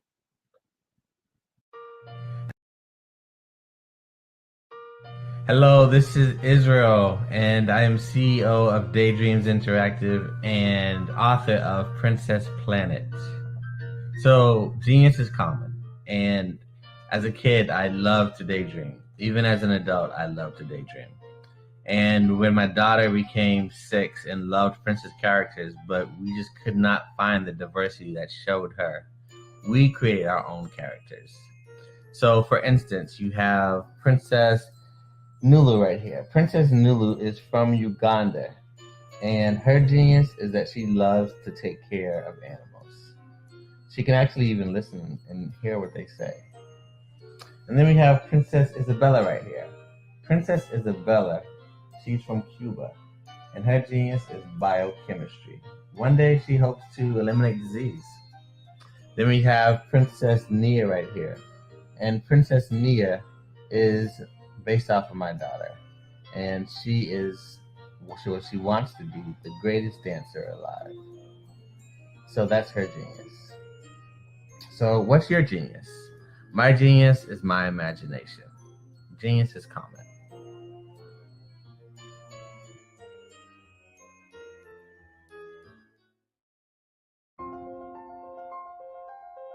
What if you could build your own city?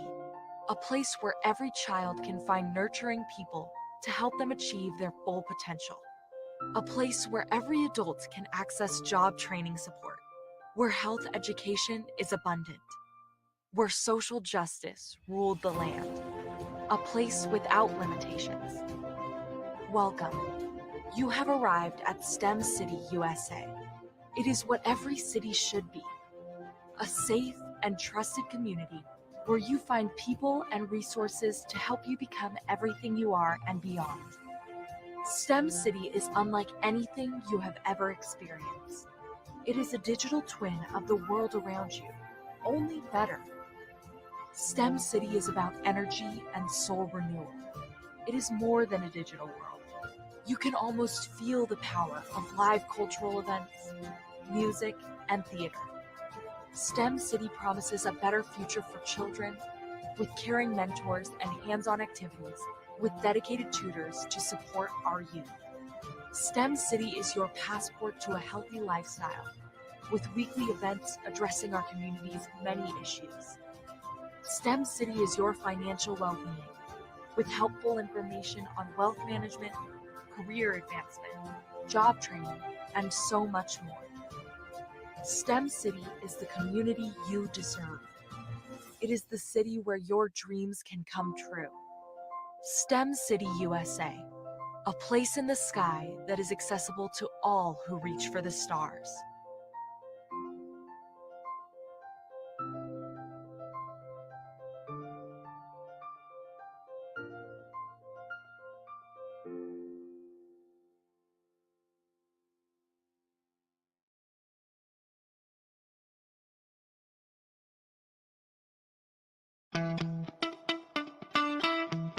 How many times have you been asked to help someone you didn't even know, a student, a business entrepreneur, or did you ever even ask, where did they end up?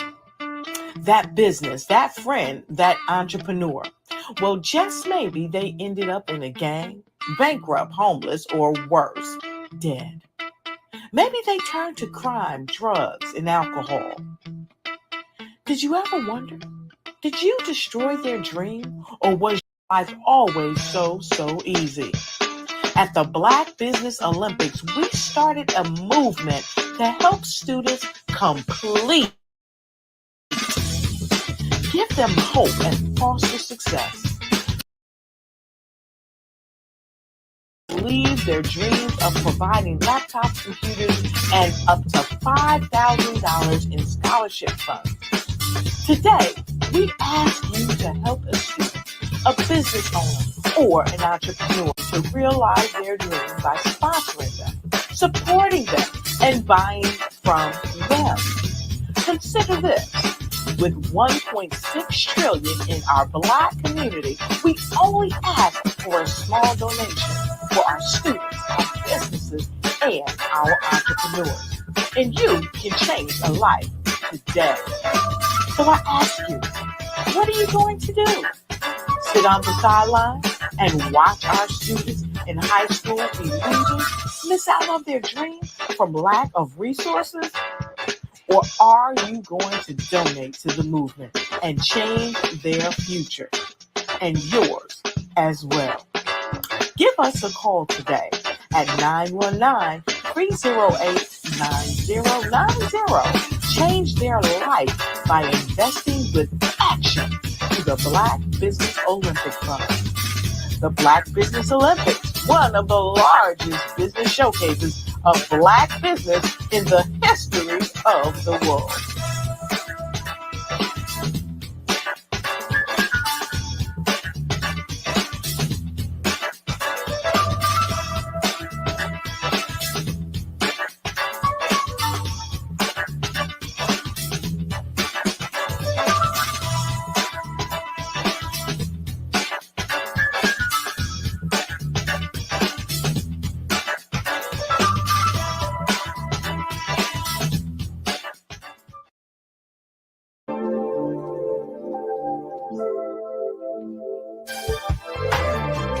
Shatika Husser here, CEO of Shatika Husser Financial Services.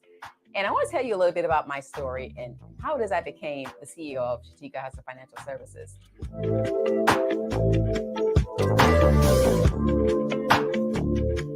It started out really when I was a young lady, literally jumping in my friend's car, signing myself up for college at my alma mater, South Carolina State University. I knew then that, I had to do something different because I was born into poverty, but I didn't want to stay there. Literally, my mother at the time did not have a vehicle to take me to go sign me up for college. I knew that I had to do something totally different.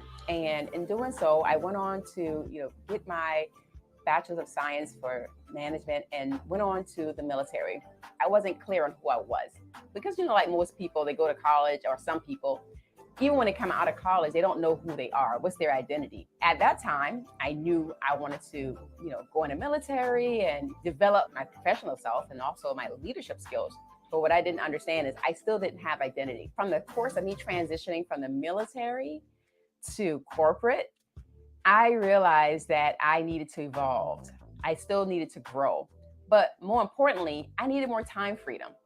And I would literally made that decision to pivot from the military to corporate because I wanted more time freedom.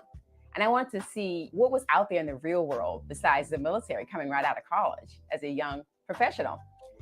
So during that course of me being, as a corporate executive with $2 billion companies, I knew that there was still more. And again, I still didn't have my identity, but that wasn't what I was in search for. I continued to be in search for time freedom. So I left corporate and became a business owner full time. And during that time, it was exciting because I knew, again, I wasn't fully aware of who I was and what my identity was. What was I created to do? So I came out and said I wanted to help people. I became a certified professional coach.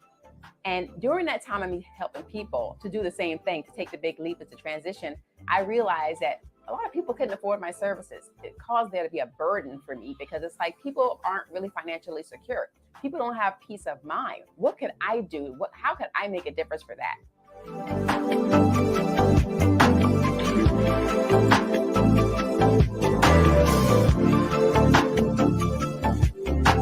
In less than 90 days, I put on a major event where quite a few people, a few hundred people came out. In that defining moment, I knew that this was what people needed. After the event, so many people walked up to me and they were so grateful and so appreciative of the event.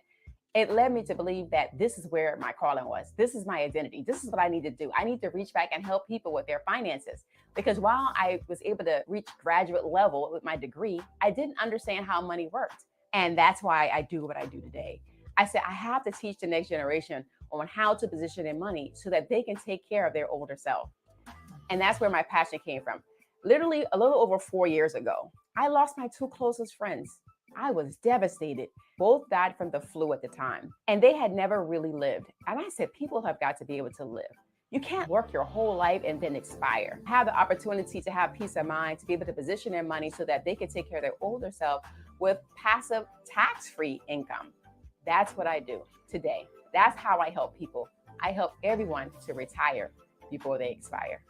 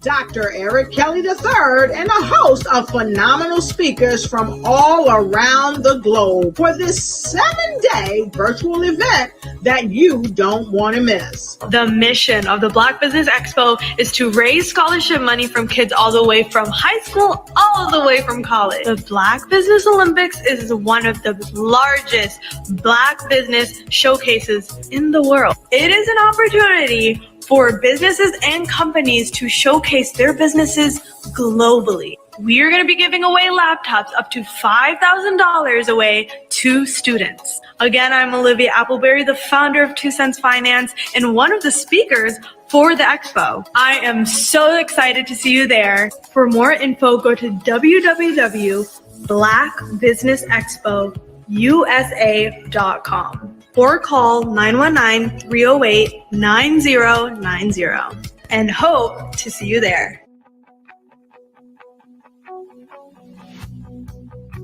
I am Black business. From the moment I wake until the time I sleep. Yes, I am Black business.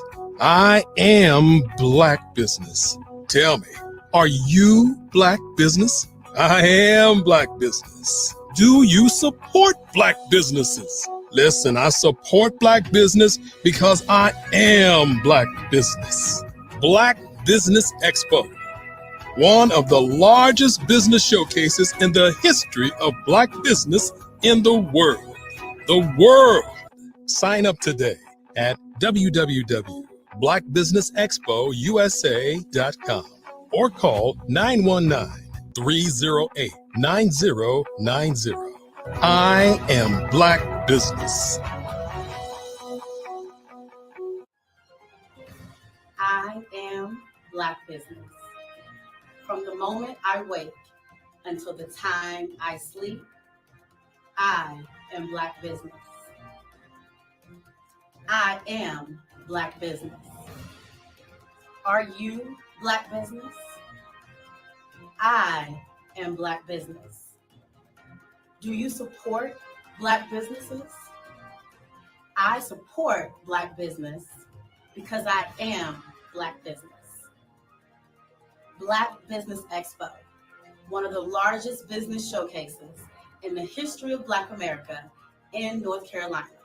Sign up today at www.blackbusinessexpousa.com or call 919-380-9090. I am Black business. I am Black business. From the moment I wake until the time I sleep, I am Black business. I am Black business. Are you Black business? I am Black business. Do you support Black businesses? I support Black business because I am Black business.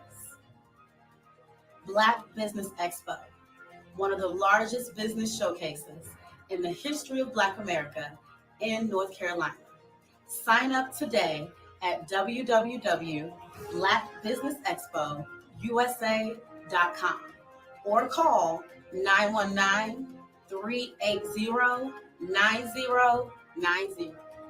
I am Black business. I am Black business. From the moment I wake until the time I sleep, I am Black business. I am Black business. Are you Black business? I am Black business. Do you support Black businesses? I support Black business because I am Black business. Black Business Expo, one of the largest business showcases in the history of Black America in North Carolina. Sign up today at www.blackbusinessexpousa.com or call 919-380-9090. I am Black business. I hope you are enjoying this day. My name is Mireille Tulekima, all the way from Perth, Australia. I am a consultant in the energy, and I'm also the founder of a new ecosystem to help women create their own businesses. And I'm really excited for the next speaker. And our next speaker is Steve Legacy. And Steve Legacy is the CEO and founder of Steve Legacy LLC. He is an inventor, an author, and limiting belief specialist. He helps entrepreneurs and students connect their belief with their skill set by using research-based mental opinion of self and life experience. So very exciting conversation. I anticipate it to be very rich, and Steve is going to talk about unpack your inner genius. And so I present to you Steve Legacy, and please welcome him with me here. Good evening. Can you hear me? I can hear you. Wow, I can feel the Awesome. energy already. So welcome, Oh, yes, Steve. yes. I'm Gotta be really pumped up. I'm excited excited to to be here. have. Yeah, really excited to have you. Especially really excited to discover what you're going to talk about, because I think that's a very important subject as we raise all this money for the student and to inspire them. So it is something that we are looking for. So Genius is coming, and I'll see you on the other side. Good morning, good evening, good afternoon. Don't know where you are in the world, but I'm excited. My name is Steve Legacy. I'm very excited to be here today. Today we're going to talk about unpacking our inner genius, right? We all say genius is common, but everybody has a similar, well, actually identical genius within them, but you got to untap it, right? There's some passion inside you that you have to untap. Now, the question is, how do you untap it? Well, first, you got to get rid of some stuff, right? You got to get rid of the brothers, fear, doubt, and the system, disbelief, right? And the thing about it, the reason why you got to get rid of them, because if you have that in your system, it's kind of hard for you to see what your vision, what your genius, what your passion is, right? And that's the biggest challenge we had, right? When we was in school, we had different subjects like math, science, and literature, things like that, but we never had a subject on discovering our genius. And that was one of my TED Talks that I had this past May about unpacking and what if schools nurtured our inner genius. We nurture every subject underneath the sun, but we never nurture the true passion and the genius that we have inside of us, and what that affects at child state, at the young adult state, and when you become an adult. And you can tell how big of an impact and effect that it is, because the fact is most adults are in these seminars are trying to unravel their problems, unravel their disbeliefs, right? That's because it was never nurtured. Once you be able to nurture those different things, and this is what we're going to talk about throughout this segment, you'll be able to untap and really find exactly how to really discover that genius you have within you. Now, you may be working in a business right now, or you may be aspiring to work in a business and doing things on the job. Now, my great mentor, Jim Rohn, he always said, work harder on yourself than you do on your jobs. Most people there are clocking and looking at their time when they can punch out, but not knowing that they can have that very ability to really work on that craft, work on that skill set, discover that genius while they're working in that environment. So when they do start their business, or if they are in their current business, they know exactly what to do. And that's the great thing I love about it, because I had to do things more than what was required. Most people do not want to do things more than what is required if they don't have a dollar attached to it. And that's that's the powerful thing behind it, is that you have to do more for what you get paid for. But here's the flip side to it. Once you do more for what you get paid for, you develop skill sets. And when you develop these skill sets, the dollars tend to come in. Why? Because now you're not average, you're above average. So above average people get above average premium pricing. Below average, you get below average, right? So do not argue about where you're going to get your raise or why my sales are not being where it's supposed to be at.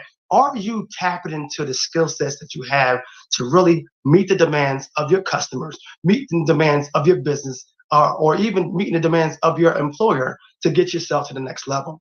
Now, once again, I mentioned about the brothers and the sister, right? Fear, doubt, and disbelief. Now, what builds belief? Truth, fact, and faith, right? So you got to find the truth of what you really want in life, right? I mean, get all the truth, all the facts at any price. And once you define that, right, then you start to believe. Now, belief is funny. Belief does not kick in until you act. Most people think belief kicks in after they start thinking. Thinking is the foundation of getting things moving, but action is the cure to your disbelief. Once you start moving, your mind has to do nothing more than change the state. You change the state that you're in. Now you look at things differently. I always say, I say to a lot of people, I don't see things for what it is. I always see things for what it can be. What can you see yourself becoming, right? What can you see yourself advancing? And most people want to be great, but you gotta know how to be great. The only way you can be great is service to the many. Service to many will lead you to greatness. Remember that. Service to many. So if you're not serving enough in your business and your work effort or things that you're trying to do in life, you got to understand. That's why the results are not where it's at. The more you are able to really serve and find the answers to the problems that we have, then the world is going to lay the treasures before your feet. A lot of times we have these demands. A lot of times we have these expectations. Like myself, we thought that, oh, since I graduated from college and I got a degree, they're going to come knocking on my door. No, you got to knock. No, actually, I don't knock on doors. I kick doors in, because opportunity may not knock more than once. And do not miss the knocks, right? Because you may only get one. A lot of times, most people, what they do is they overlook the different knocks. And what I love, what Jim Rohn, my mentor, what he once told me is that opportunities are hidden in discouragement. I'm gonna say that again. Opportunities are hidden in discouragement. And that's why the mind got to be sharp.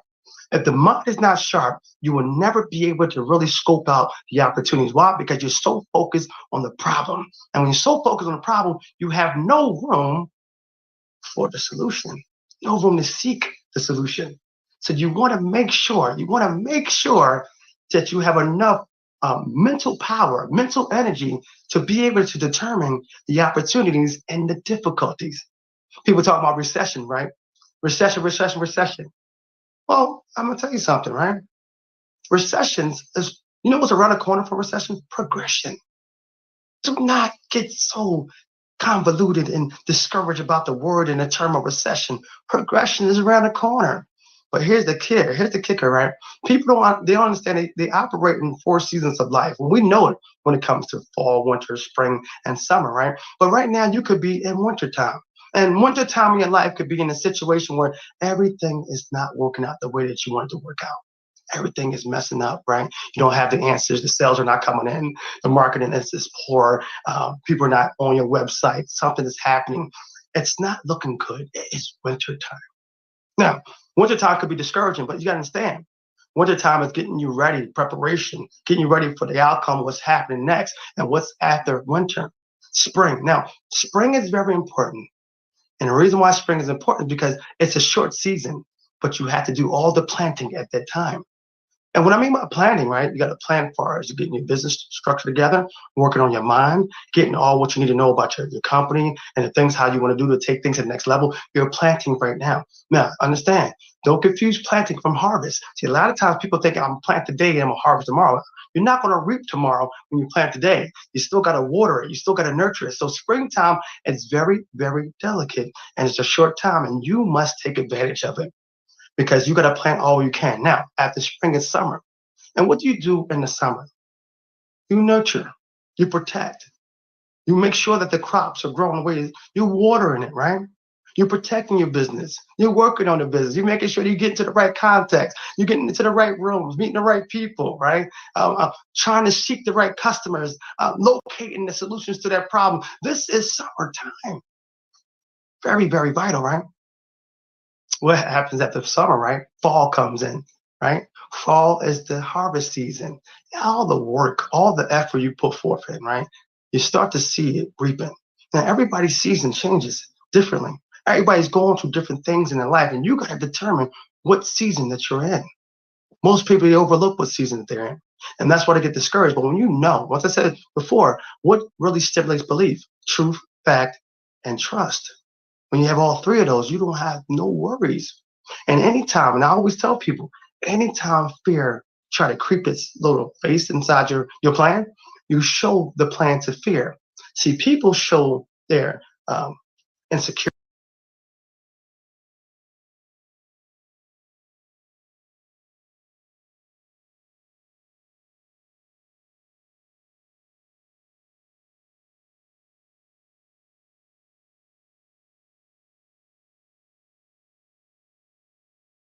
Insecurities to fear.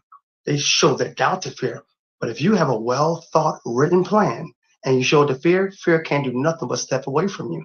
How can fear fight against your plan? Why? Because you know exactly where you're trying to go. See, that's the thing. Most people don't have direction. Direction creates time and stimulates your energy. You know, when you don't have direction, it burns out energy, it frustrates you, and you're very short off the handle when it comes to your emotions.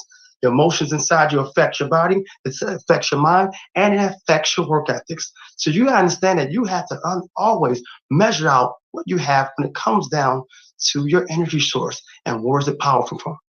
The crazy thing behind it is that most people are on, but few are activated. There is 2 different versions of being activated and being on. See, I use the analogy of you go into a cell phone store, right? And you have all the sample display phones laying all pretty, brand new, and they're on, but they're not activated. You cannot make a phone call with those phones in there. Until they get connected with the network, then activation occurs. Are you activated in your business right now, or are you just on? That's the question you're going to ask yourself. Am I just going through the motions? See, one thing my mentor, Jim Rohn, said, do not mistake movement from activity. Do not mistake movement from activity, and do not mistake those two from accomplishment. Even though you're moving, shuffling over the papers on the desk, and it's the same workload you have by the end of the day, something is wrong. And the thing that you can use as a meter to find out exactly what you're doing and if it's the right thing or the wrong thing is checking your results. What are your results giving you? If it's giving you something that you enjoy, then continue to keep on growing. But if it's giving you something that you don't like, we have some things we have to adjust. Do a media adjust, right? You got to change your approach. You got to jockey, you got to shift. What I love about the analogies of shifting, right? Let's say you basketball game, right? Halftime, you're down by 20. Are you going to continue the same way you was the first half? Or are you going to make some adjustments? Because if you have the opportunity at halftime to make adjustments and you do not take advantage of it, do not expect to win the game. So you got to be able to know how to adapt and overcome. But first, you got to understand exactly where the problem lies. And the best way to find out where the problem lies is asking the right questions. See, most of the times, most people do not know how to ask the right questions. And when they don't ask the right questions, they do not get the right answers, but they always want to be frustrated. You can't be frustrated if you do not know how to comprehend what is the question that you need to ask to get the answers that you want. And then here's another thing. Most people are asking the right questions to the wrong people. You got to be able to understand who are you talking to and why are you talking to. Let's go back a little bit. One movie I love that Will Smith played in called Collateral Beauty, right? The opening scene is him talking to his colleagues, and he asked a simple question: what is your why? A great author and speaker by the name of Simon Sinek, he always said, he had a book called Start With Why. He said, people do not buy into what you do. People buy why you do what you do. So the question is, why are you doing what you're doing? Is it just for money? Is it to help people really grow? See, money is always going to be the golden thing that's going to be at the end of the race. But what are you seeing in the beginning and the middle of the race? Are you really seeking out opportunities to help people get to the next level? Remember I said to you before, in order to be great, you have to be of service. Service is the leadership to greatness. Without you serving, then you will never get what you deserve. I'm going to take that. Let's rewind that back. If you're not willing to serve, you will never get what you deserve. But most of the people, we want to think that we're going to get what we deserve. I'm owed this. You're not owed anything. It's a blessing that you have opportunity. And you got to see opportunity when in unforeseen circumstances. I remember Les Brown talked about the story when he wanted to be a disc jockey, right? And the opportunity came in a situation where the current disc jockey got drunk and he was on the air. And the great thing, see, that's another thing. At the time, he was an errand boy. Les Brown was an errand boy around the station, right?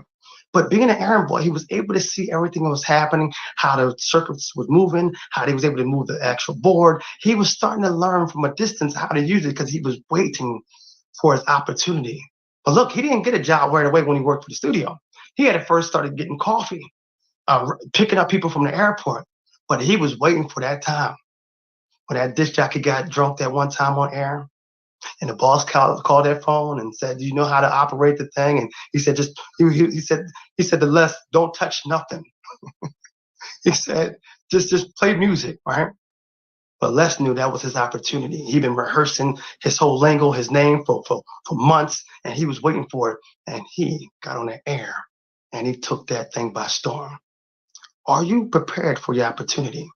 One of the slogans I used to always hear, actually, I think I read it in a fortune cookie. It said, I'd rather be prepared for an opportunity and not have one than have an opportunity and not be prepared.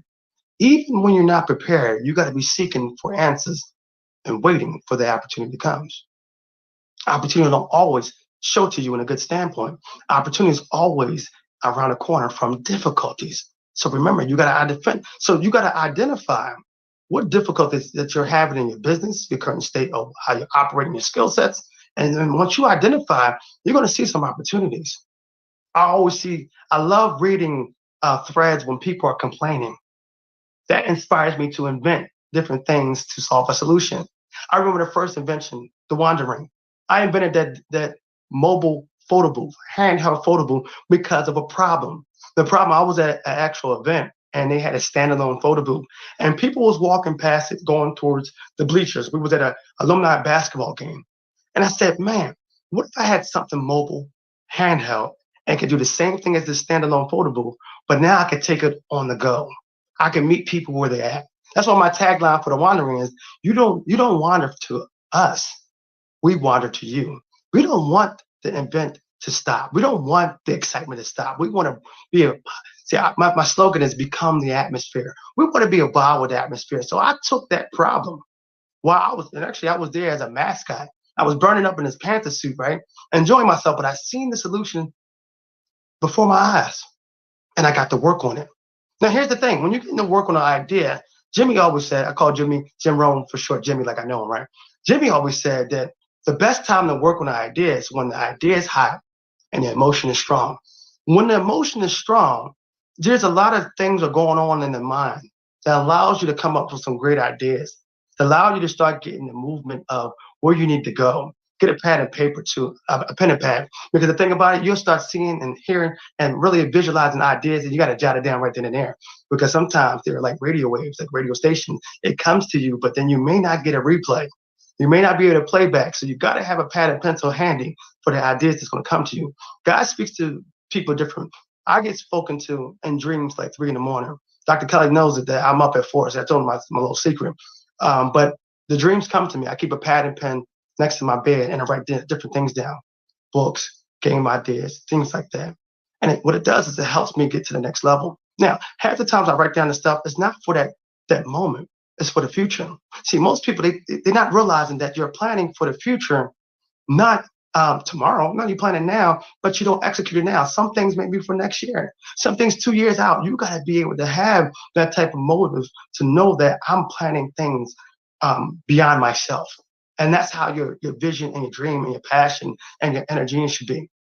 So after you unpack it, after you really get into doubt, disbelief, and understanding the belief, and you understand what you're trying to do, and you know who you're serving and why you're serving, then you're going to start to see things going to start coming your way. The people, the organizations, people want to start wanting to tap in. Why? Because they fall in love in why you're doing what you're doing, not just what you're doing. I had to really find out why I was doing what I was doing. And once I discovered that, then everything started to make sense. When you discover your why and what you're doing, not just working a day-to-day shift, that's when you start having a passion. Your work will start to look like enjoyment. Why? Because it's like, I'm getting paid for something I enjoy doing. Work don't look work. People say they leave the 9 to 5 for financial freedom, but don't know that when we work in businesses, it's like 24/7. But why does it feel different than working 9 to 5? Why 9 to 5 feels so dreadful? Oh gosh, Monday, I don't know what I'm going to do. But you could be working 12 or 13 hours in your job. You're like, oh my gosh, I can't wait to do this tomorrow. Why is that different? Because you're operating in your passion and in your genius. Why is it a different feeling when you're working? Because you're working for somebody and building somebody else's dream. That's not what God had intended for you to do. Now you can work underneath somebody to build up the criteria of what you're trying to do, but don't get stuck there. There's an old story. They talked about a guy who was so far in the rat race that he was climbing up the ladder, climbing up. He got to the top of the roof and he realized he was on the wrong building. And it took him 30 years to climb up to the top just to find out that he was on the roof of the wrong building. Make sure you're on the right roof. Make sure what you're doing is what God has given to you. Make sure you tapped into this thing fully. Make sure you all the way in. Make sure you know why you do what you do. 7 steps to getting anything you want. I always say this, and I have to always rehash this thing, because I think that if you master these 7 steps, you can get anything that you want in life, as far as your business, life in general, and just overall different person you'll be able to develop. For step number 1, list what you want. Most people can list you why and what they don't want, right? But how about today? Write down, what do you want? Write everything down in detail. What do you want? Second step, write down why you want what you want. Give it the reasons. The third step, most people do not even have this on their paper or even in their plan or even in their thought process. The third step, list the adversities, the obstacles, and the things that may get in your way. You gotta write in detail what can really shake you. And the reason why you gotta write it up, because the fact is, if you do not know exactly what's coming to hit you in the midst of your journey, and then one storm that hits you can knock you off track. Why? Because you forgot why you're doing what you're doing. So you got to list the obstacles, right? Step 4, list the people, places, organizations who you need to connect with. List those people who you need to connect with and talk to them today, not tomorrow, today, right? Number 5, you got to list and find out what you need to know in order to get there. Find out all information, do some research, what you need to know. You've already got the people, you got the organization, you got the places, you got your why, you got your what. List what you need to know to get there. Number 6, very important part, create an action plan, a detailed action plan. Not just don't, and I don't knock the nice little storyboards and people want to put pictures up and everything like that. Cool, but it has to have a targeted where you're going, right? And number 7, list the date. Mark the date. If you do not mark the date of this action goal and action plan, it will never come true. It'd be more like a wish. And we already know we do not live in Disney World. We live in the real world. And most people think they're waiting for their ship to come in, not realizing that they are the ship at the dock. Get out of the dock and go into that ocean. But a lot of people want to toe dip, stick a little toe in. Yeah, you stick one toe into the water, it is going to be cold. But if you jump head first and get that head underneath the water, your body temperature will adapt to the environment. The question is, are you adapting to your current environment? Or are you just playing emotions? Or are you just wishing for things to change? Well, Jimmy always said it best. And once again, Jimmy is Jim Rohn for short. For things to change, you got to change. You can't change the seasons, but you can change yourself. Here's the question. Are you willing to change yourself in order to get to the next level? See, you have all the skills. I mean, you have all the talent, but do you have your why? And hold on, you may be on, but when's the last time you checked if you was activated? That's an ouch moment. I'm gonna pinch right here. Are you activated or are you just on? And like I said, it's one thing. And then, okay, let's get even technical. Are you on, but are you in safe mode? And are you, see, I don't know about no techies out there. Do you know what safe mode is? Safe mode when it comes to electronics is that it's on, but some stuff is not visible to you at this point in time. It's using the lowest amount of energy to keep it powered. So some applications are not activated in order for it to stay on. That means some things in your life is not activated, but you're on. It's like a faint of a pulse. You're on, but it's not a heartbeat that's strong. It's just, I'm here. Are you on or are you activated? See, the thing about it, once you get activated, that is when you begin to live within your why. Thank you. I hope you have a great day.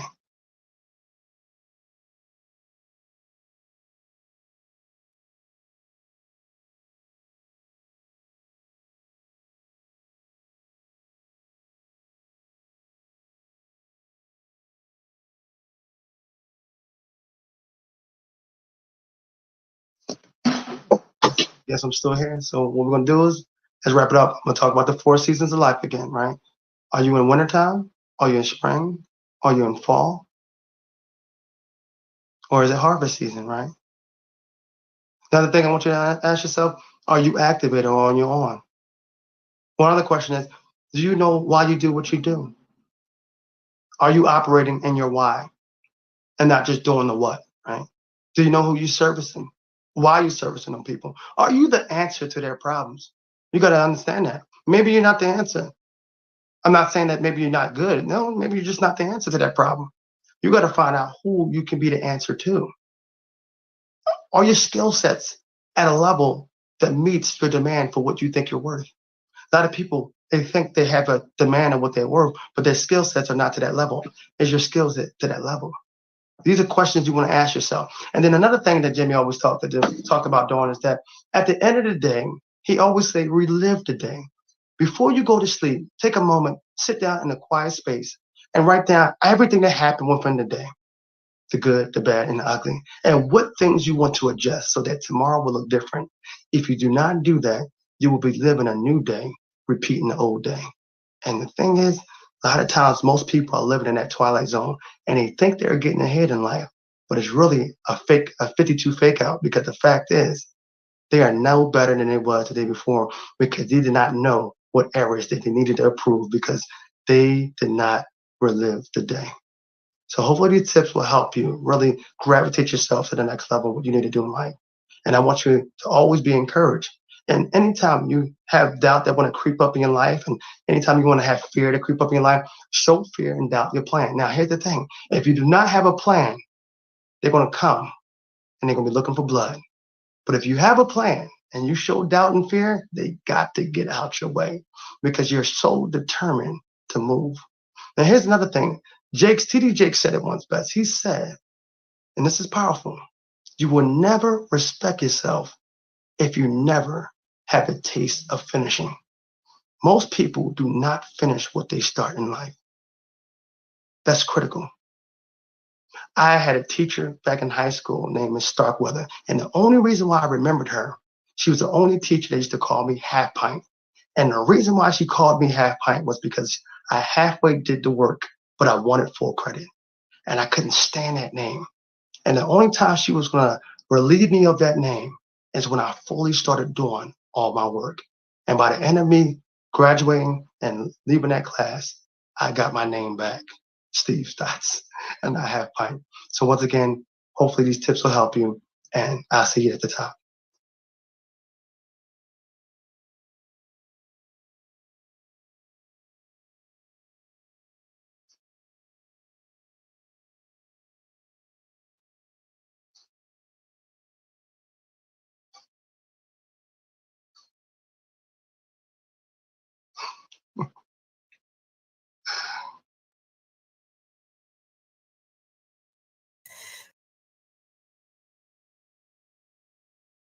Now, while I'm still here, I want to encourage you. Like each and every day, you have opportunity, right, to keep things moving in your life, right?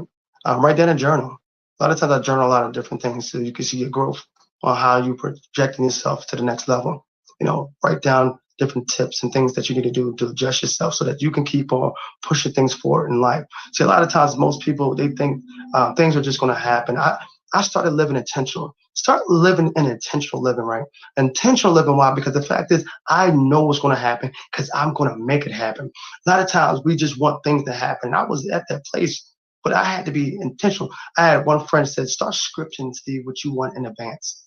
I never understood it at first, but she told me, she said, script in life what you want. Start writing it out as though that you already have it. And then from there, it's to the point where you can definitely start to see it transpiring. Why? Because the thing is, now you are saying what you want, you're living what you want, and you're claiming exactly what you want. Script what you want in existence. It happened to me when I wanted to do a TEDx, right?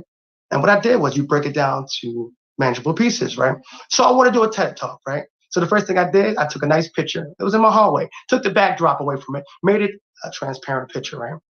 I took the logo from Google, put TEDx on the side of the logo. On the side of the picture, right? And then I put the post on Facebook. I am ready to speak at a TED Talk. 2 days later, I get a message from a friend.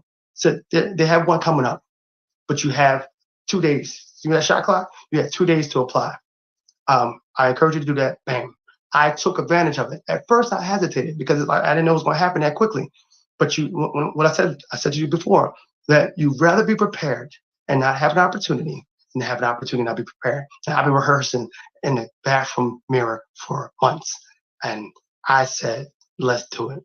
Now, fast forward, I got through the stages for finalists, and I was able to do my first TEDx back in May. And it was a dream come true. But the thing is, it did not start until I started scripting what I wanted in life. I never said what I didn't want. I said what I do want. The mind can't tell the difference between what you don't and what you do want. Whatever you focus on grows. So if you want something, you got to go for it and go get it. But if you start putting limited belief within the mindset during the want section of what you're thinking about, you will not know where to go, and the mind will not be able to help you. The mind will be able to what it does best. When it can't know where you're going to go, the mind shuts down. And when the mind shuts down, your energy levels go down low. And that's where depression seeps in. To keep yourself up and keep going, you got to make sure that you keep some great fresh ideas in your mind. Keep it healthy. So the thing about it, here's my question to you. What are you thinking about today? Is it negative or positive? Every thought has power. You got to understand which power you're using. Thank you. Thank you so much for such an inspiring, share. And it is important that we look inside and be prepared. I mean, we talked about it before with the Shakita about the financial side of things and the retirement. Here again, we're talking about, getting prepared, understanding what we want, and going through those steps that are necessary for us to really become the best version of ourselves. And one question I had, given what we see, how entrepreneurs are running their businesses, and even how education is actually conveyed to us. What do you think needs to change for this genius to really get out, especially as far as us Black business owners, we can do to really go to the next level? Because we still have for a lot of us, it's still a very steep hill to climb. I don't think the hill is. See, think about it. The hill is not steep to climb. It's the endurance. If you have endurance of what you're trying to do, no matter how high or how steep that hill, then that's what comes with direction. Mm-hmm. Direction creates energy and it actually extends your time. A lot of us, I think we don't have the direction where we want to go. The direction of what we want to actually do, they really tap in. Most people are doing things based on what they think they should be doing, not based on what they were designed to do. I'm going to say it again. Most people are doing things based on what they think should be done, not what they were designed to do. Because they never took the time to really tap on. We did so much studying in high school and college on these different subjects, taking a test, and after we take the test, we get the grade, and we forget about the whole subject. When was the last time you studied you? When did you make your life a study? When did you make anything that you have done involving you a study? Making yourself a study. Jim Rohn always talked about that. And that you don't have to put no race behind that. That is a thing that we all should know how to do, making ourselves a study, because then that's when you can find out your strengths and your weaknesses. And most things what you do when you have weaknesses, you find and you really connect with people to cover you while you recover. And I'm gonna say that again, to cover you while you recover. You always want to have somebody that's there to help you along the way. And that's where that trust factor comes in. But that's what I told you about the 7 steps to goal setting. You got to find the right people in the organization to connect with. Most people are not seeking. In the Bible, it talks about you seeking, you shall find. Most people think it's going to just come to them. See, a lot of my opportunities came from me searching and seeking. And what Jim Rohn said best, findings are reserved for the searchers, not the ones that expect. So the question is, are you seeking? Are you seeking? So great inspiration. It has been very rich, and I suppose all the people who are listening really want to connect with you and get more inspiration and get more knowledge. So how do they connect with you? And can you give us any website or any email that you have that we can use to connect with you? Well, once again, my name is Steve the Legacy. My website is stevethelegacy.com or .co. Steve the Legacy is on Instagram and Facebook, and it's on TikTok. Thank you for your time. I really appreciate the opportunity. I'm excited. Thank you again. It was a very much Steve Legacy, and genius is coming. So I'll see you on the other side. So it has been a very inspiring session. As you can see, this day is really amazing in terms of learning, in terms of inspiration, and I hope you're enjoying it. But I just want to remind you, the Black Business Expo mission is to raise funds for high school seniors going to 12 entrepreneurs. The expo is a fundraiser for students. And you may go to www.blackbusinessexpousa.com to donate. The scholarship fund use the Cash App. So you should see below, the screen below the reference of the Cash App, which is $BBX USA. And our goal is to give laptops and up to $5,000 to 10 students. And the student can register www.blackbusinessexpo.usa.com. Every dollar counts. So we want to, remind you to donate to the sponsorship fund. You're going to make a difference in one of those young adult and student life. And we really, encourage you to help us here. So we want to thank, our Black Business Expo USA sponsors as well for this September 2022. And there's, a lot of them supporting us here to make sure we will be able to accomplish our mission. So First Atlantic Insurance is one of them. Creative Force Studio, First Financial Securities, NC 100, Carolinas Virginia Minority Supplier Development Council, The Breathing Experience, Maggie McLean Foundation, NC Living Reality, Cohesive Counseling Associate, Getaway have the thing, supplements, Live Shackle Free, WBNC Break, and WBNC Break and Chain Radio, Nubia Media, 259 Mobile Media, Black House Media, 5 Star BDM LSC, Black Multiverse Enterprise, Technical Consulting, Carphone Consulting Group, Lotus Riches, Ignite, Unitely Different Enterprise, Carrier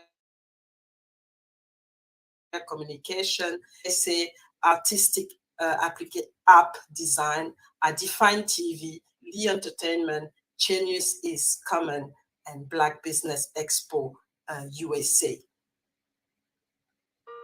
Hello, this is Israel, and I am CEO of Daydreams Interactive and author of Princess Planet. So, genius is common, and as a kid, I love to daydream. Even as an adult, I love to daydream.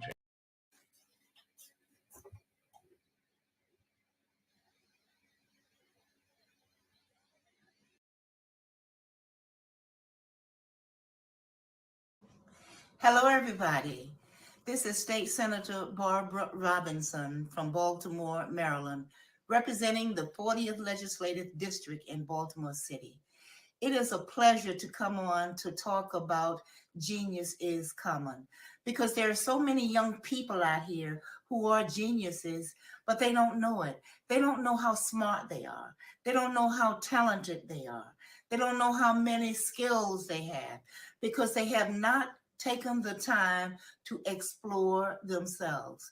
When people say that the graveyard is the richest plot of land in the world, they're absolutely right, because it's filled with unrealized dreams, with stories that we've never read, plays that we've never seen, songs that we've never heard, books that have never been written, because individuals who are geniuses never knew that they were geniuses. You know, I taught in prison for 7 years, and I can't tell you how many times I've read books written by inmates, incarcerated inmates, who knew that they didn't know that they could write until they were incarcerated. Or the poems that I've read by poets who didn't know that they were poets until they were incarcerated. Or Christmas cards, Valentine cards, special interest cards that were not only drawn or painted by incarcerated individuals, but the verses inside were also written by individuals who never knew that they had that type of talent. And when you look at people, some of the young people who are in the streets, who are selling drugs, who are really running a business, but don't know that they have that type of business mentality because they have not put it to legal use. Genius is common. Genius is common because I have a painting that's hanging in my basement now that was painted by a man who's doing time for murder, who never knew he could paint until he was incarcerated. And the amount of money that he committed murder over does not compare to the amount of money that he could make selling his paintings. So those young people who are coming behind us, those of us who are in leadership position and those who are coming behind have to know that we forged a path for them to realize their dreams, to step into their greatness. So individuals on whose shoulders let's square our shoulders and let the young people coming behind us stand on our shoulders. Let's also build a bridge over which that they can travel from where they are into their future, utilizing their geniuses. The future is made for them to step into their greatness, but oftentimes they don't know how great they are if they have not had a chance to realize their dreams. So I want to say to you people, young people who are listening to me, never allow anyone to define your limitations. Never let anyone to tell you what you can or cannot do or who you can or cannot become. Never sell yourself short, and always, always realize your dream and never get stuck into now. Bridge yourself to go into your greatness. And remember, and I want to leave you with this, that genius is common. But what is not common is that you knowing how great you really are. So genius is common. Step into your greatness. My name is Denise Phillips. My geniuses are education, speaking, counseling, and writing. I have 20 plus years of education and counseling for family, financial, group, individual services, and genius is common. Hi, my name is Doug Turner. I am the owner of D Turner Fitness. Genius is something that is in you that you do like nobody else. It's a certain skill. It's your purpose here on earth. My genius is to help others learn about health and fitness through physical education, personal training, and self-defense. Those are what my geniuses are. If you think long enough about it, you know that you have a genius within you also. I hope that you decide to join us and be part of our team. Remember, genius is common. Hi, my name is Nene Kirby, and my genius is being an artist. I knew at a young age that being in the entertainment industry is what I wanted to do. Some of my talents include acting. I've appeared in several different commercials such as McDonald's, Lunchables, and Trix. I've also made appearances in music videos for artists such as Akon, Michael Jackson, and Jill Scott, and made appearances in movies such as Annie Claus is Coming to Town, starring Vivica A. Fox, as well as Clarissa's Gift that was written and produced by Oba Babatunde. Another one of my talents is being a musical artist. I rap, I write my own music, I am an ASCAP member, and some of my other passions include public speaking and hosting. I have hosted over 200 live events, and something that I'm also very passionate about is community service work and giving back to my community. I started an organization called Lunches with Love, where I go to Skid Row and feed the homeless several times throughout the year, and I also love volunteering for inner city kids. So that's my genius, and genius is common. What's going on, my people? My name is Ularsi Redfern, owner of See Before Sing. It's a professional and personal development company, and we focus on the mind, our thoughts.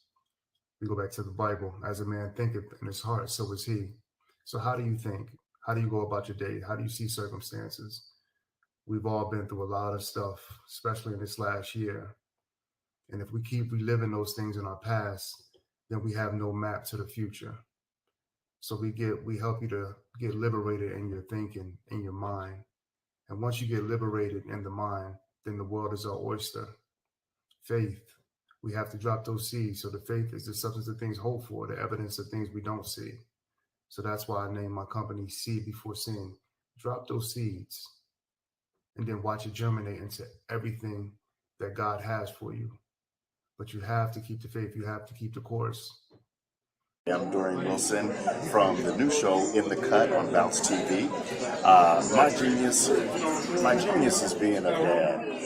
There's no greater role that I play in life as being a father to my two beautiful children. I love them dearly. I love watching them grow and mature into full adults and have their personalities, and to go out in the world and do lay the foundation for them and make them have better choices. Not always the right choices, but better choices. But that's my genius. Hi, my name is Dr. Vanda Wilson Warmack. I am the CEO and founder of ePastorsNetwork.com. I am also the voice and writer behind the Queen Vanda Power Nuggets. First, ePastors Network. ePastors Network is a network of pastors and leaders, community leaders and organizers who have come together to advance the kingdom of God. The Queen Vanda Power Nuggets are inspirational. Hi, my name is Marquis.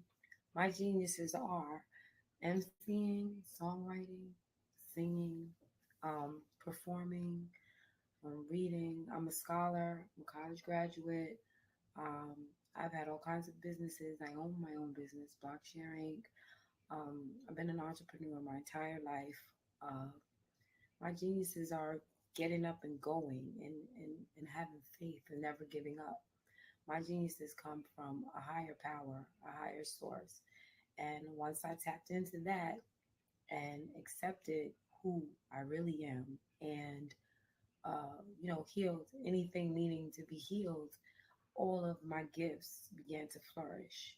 Trusting that first mind was imperative to me, especially when it comes to songwriting or rapping or any poetry or storytelling or anything of that nature. Your first mind, I found, is normally your best mind. That's your God conscious, like that's God speaking to you. You always hear when people say, "Oh, I didn't follow my first instinct and this happened." And yeah, because that's the one you're supposed to listen to. My genius says I'm an open book and I'm an avid learner. I will be teachable throughout the rest of my life because I feel like that is where you live. I'm Tulani DeMarseille from Boston, Massachusetts, and my geniuses are compassion and empathy, supporting people towards equity and inclusion, and helping leaders to develop inner resilience and building their capacity. I am an executive leadership coach and an equity, inclusion, and diversity consultant. I work with organizations by helping them to foster more inclusive cultures through using mindfulness-based practices. I also work very closely with leaders and helping them to build a mindfulness-based practice so that they can be more of themselves and bring more of themselves into their leadership and into the workplace. Genius is common. Hi, my name's DJ, and I want to run track, or I want to be a wrestler, and I want to go to a great college that specializes me to make me a better person and make me have better education. And everybody has a genius, you just have to find it, and genius is common. Signing off for now. My name is Renata Brown, and I am with the Genius is Common movement. And we have with us today an amazing young chef. Introduce yourself. Hello, my name is Jada Creasy, but I go by Chef Toots, and I'm the chef and owner of Tasty Tooties Cookies. I make gourmet cookies that are vegan, and I also make regular cookies. And I like to specialize with different flavors that I know different places haven't used. So how long have you been baking? I've been baking since I was in second grade. So how old are you now? I'm in 7th grade. Okay, well, that's a good long time. So what started you on your journey of baking? Well, I've always loved to cook and be in the kitchen. It's just really fun for me to make food. So And then I realized that I could turn it into a potential career. So I made my own business with it. Okay, and when did you start your business? I started my business this summer. All right, so how's it been going for you? It's been going well. I've been selling good, and recently I started online shipping to different US states. That's fantastic. So we're talking about genius today. What's your genius? Well, my genius is I just love to cook. Okay, and I had some of your tasty treats, so I would agree with you that that's your genius. So tell us where people can find you at. Well, you can find me on Instagram, and my website is tastytoodiescookies.com, and my IG is Chef Toots. Okay, and what do you have to say about genius? Well, like my genius? Yes. Well, my genius, it's mostly not really hard work. It's just doing something I love. Well, that's what they say. When you do what you love, you never work a day in your life. So just Genius is coming.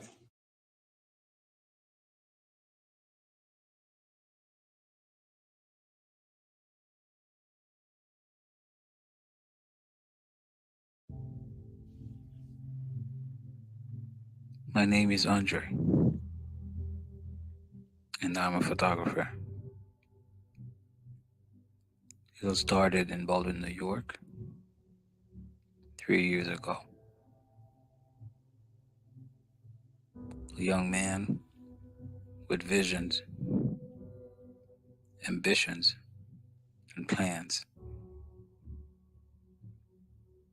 But in the plans, being a photographer haven't been one of the focuses. But as we say in life, things happen for a reason.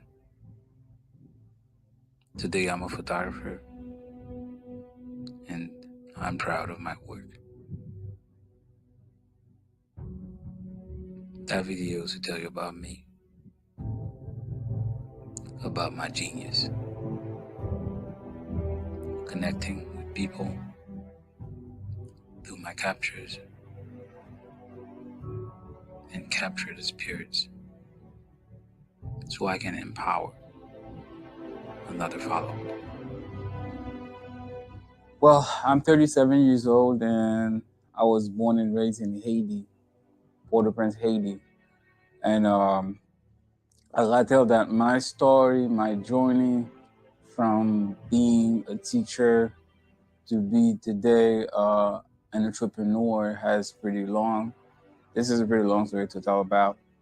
But I gotta tell you that there is nothing that you want to do in life that you can't do. It is all a question of mind, and it all depends on you. It all depends on the mindset that you have, and it all depends on it all depends on the sustainability and effectivity of the goals that you have.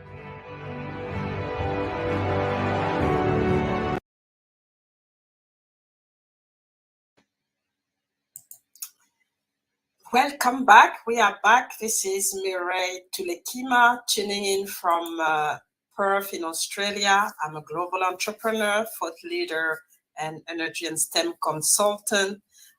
Also host and direct the Greatness Engineering Hour show. And I recently created an entrepreneurship ecosystem to support African entrepreneurs, 85 of them being women, comprised of global investors and international business coaches with the objective to build up 100 million fund to create 100,000 new businesses in Africa by 2030. And we are continuing our journey today of inspiration and knowledge. And my next guest is Ian Michael. He is the founder and CEO of Link It Up Blockchain Services. and he has over 24 years experience in information technology. And he's going to talk to us about, we're going to have, a session on, the impact of blockchain in the business, in business. So I present to you Ian Michele, and really, expecting to learn a lot from him. So welcome, Ian. Well, thank you. Thank you for having me. Can you hear me? I can hear you very well. Okay. So we're going to go ahead and start our presentation, and definitely thank you for having me. So let's go ahead and get started. Thank you for being with us, and Genius is coming, and I'll see you on the other side. All right. Thank you.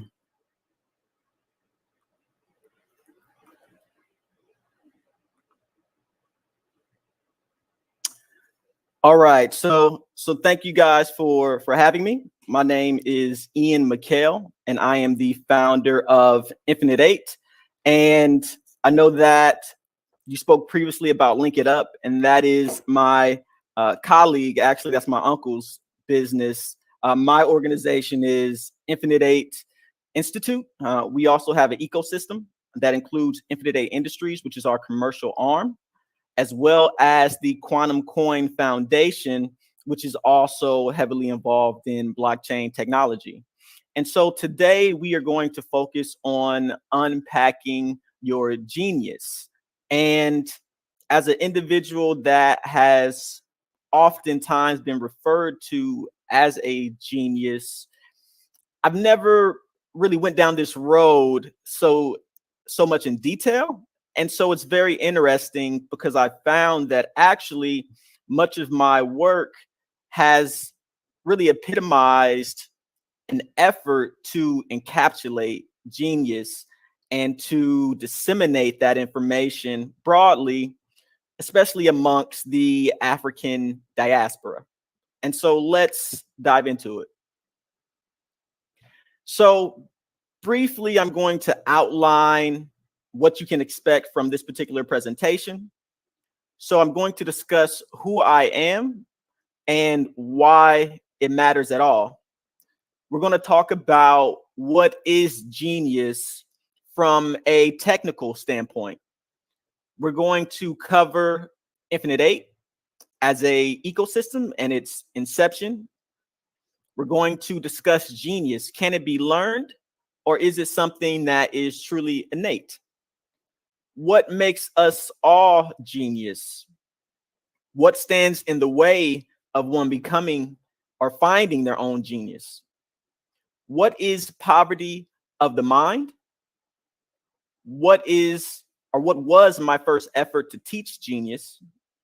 What was my second effort to teach genius? We're going to discuss the rabbit hole and how far we were able to go down the rabbit hole.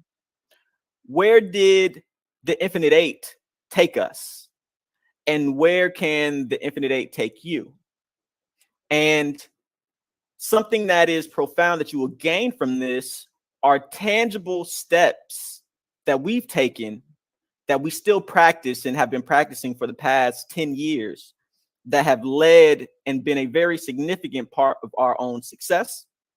Even though it's something that we focused on, these Infinite 8 principles are something that we focused on primarily for the last 10 years, it really has been something that we've practiced all of our life, but we just didn't know what it was and we couldn't articulate it.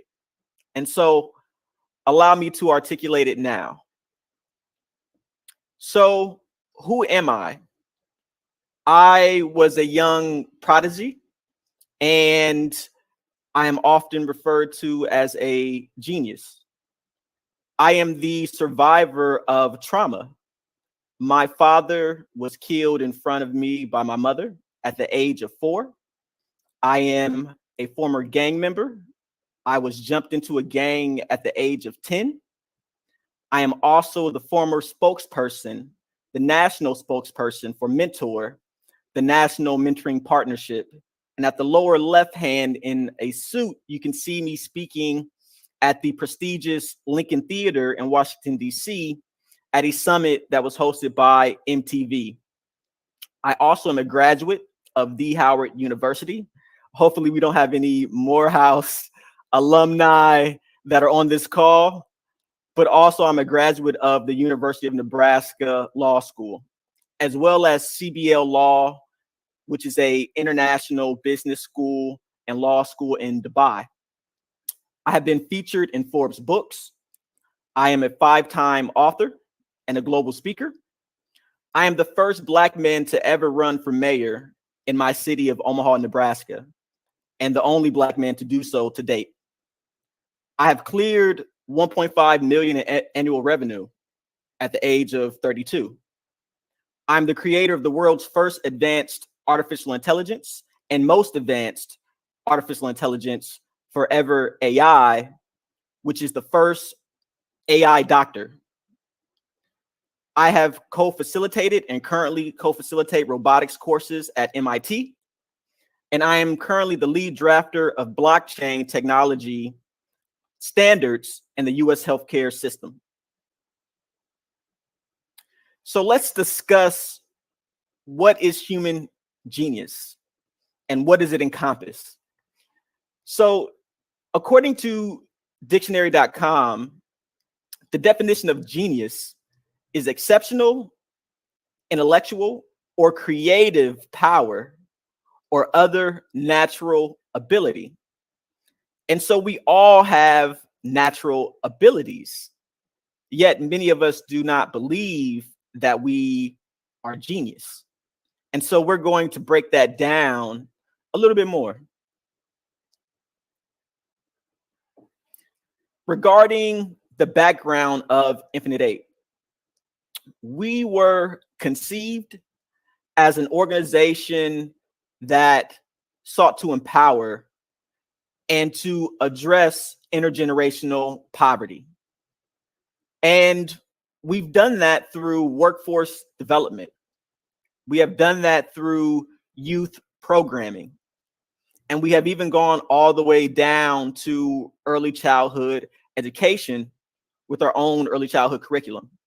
And so our organization touches the entire continuum from 16 weeks after a child is born all the way into the workforce. So we work with the entire continuum. And our organization believes in being the best that we possibly can be. And in order to be the best, you have to compete against the best. You can't be the best in the world if you're only competing against people in your own background. And so our organization does something that we've learned, particularly from the hospitality industry. It's called benchmarking. And so, for example, in the hospitality industry, one hotel will benchmark their 4 or 5-star services against a hotel in another country. And so we utilize benchmarking from an educational standpoint and also from a performance standpoint. In particular, we've explored benchmarking educational paradigms. And the reason that we've done this is because in the United States in particular, our educational system is 400 years old. It is 400 years old. And it was created by an individual named John Amos Comenius, who was a Czech national. And he created the first so-called encyclopedia, the first picture book, in order to address different learning styles among children. And in the late 1600s, he was even invited to become one of the first presidents of the Harvard University, which he declined. And so because our educational system is so outdated, we do not rely on it. Rather, we look at international paradigms and we benchmark and compare our services, our curriculum, our mindset against theirs. The top educational system in the world consistently has been Singapore. The reason Singapore has been at the top of the heap is primarily because they have no natural resources on their island. It is an island in the Pacific Ocean. And because they have no natural resources, they pour everything into their human capital, their human resources, into their people. And I think that is something that is highly admirable. In Finland also has been at the top consistently as far as educational achievement and attainment. They are extremely serious about their human capital. China also has been at the top of the rankings internationally. They're called the PISA assessments. And China normally ranks number 1 or number 2 on those international assessments as well.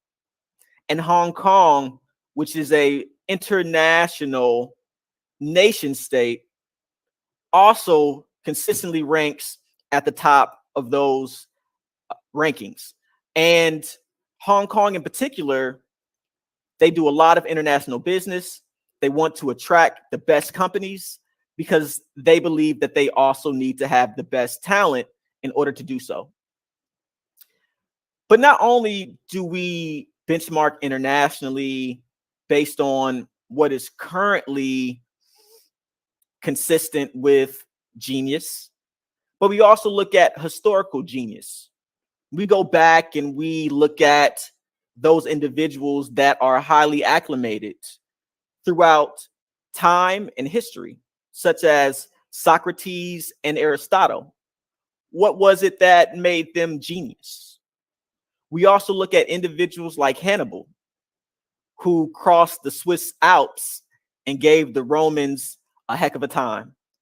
We also look at individuals like Garvey, who in the early 1900s would fill up Madison Square Garden with 30,000 African Americans waiting outside in order to be a part of his movement. And then we also, of course, have to look at individuals like Tesla, who has undeniable genius. And so let us continue. So can genius be taught, or is it something that is truly innate? Well, the average IQ in the United States is 98. The IQ that is considered to be technically genius is an IQ of 140 or above. However, it is a common misconception that your IQ is something that is static, it is something that is inherited, and it is something that is not dynamic and cannot change. However, this is the furthest thing from the truth. In reality, just by meditation alone, you can increase your IQ by as much as 28%. And that's just meditating. Imagine all the other things that you could do in order to expand your consciousness, and as a result, expand and increase your IQ. So what makes us all genius? Well, the first and most important thing is that there is a creator that created all things. All things in the universe come from one source, from one creator. And we are all tapped into that creator. Oftentimes in society, they'll tell you that, no, you have to go through this individual because this individual is tapped into the creator and you are not. You must read this book in order to discover who you are. And that is the furthest thing from the truth. You can close your eyes and you can tap in. You're already tapped in to your creator. But everyone sometimes just doesn't realize it, or it can be a scary thought to understand that you have the power to connect with the entire universe, with the entire multiverse. It's a large responsibility. But what else makes us all genius? Maybe the fact that nothing under the sun is new. Nothing under any sun is new. Have you ever had an idea that came to you? An idea that you thought was genius, but for some reason, you refused to act upon that idea. You refused to get up and to do the things that your mind told you to do. And as a result, maybe years later, you saw someone else that actually implemented the idea that you had. And so an idea is like water, right? And it's going to find a way to escape. And either that idea is going to come to fruition through yourself, or that idea is going to come to fruition through someone else. And so we must realize that we have infinite genius within us, and it is nothing that is external. It is nothing that must be acquired, and it is something that is natural and innate. So what stands in the way of genius? Primarily ourselves. We are trained and we are programmed, and I am a full-time software developer. And so I understand all about programming, and I understand all about inputs and outputs. And constantly in society, we are ingrained with negative stimulation and negative inputs. Our music, hip hop, is a far cry from Grandmaster Flash rapping in the middle of the ghetto about the life of African Americans in the slums. We are trained to believe that we can only utilize 10% of our mind.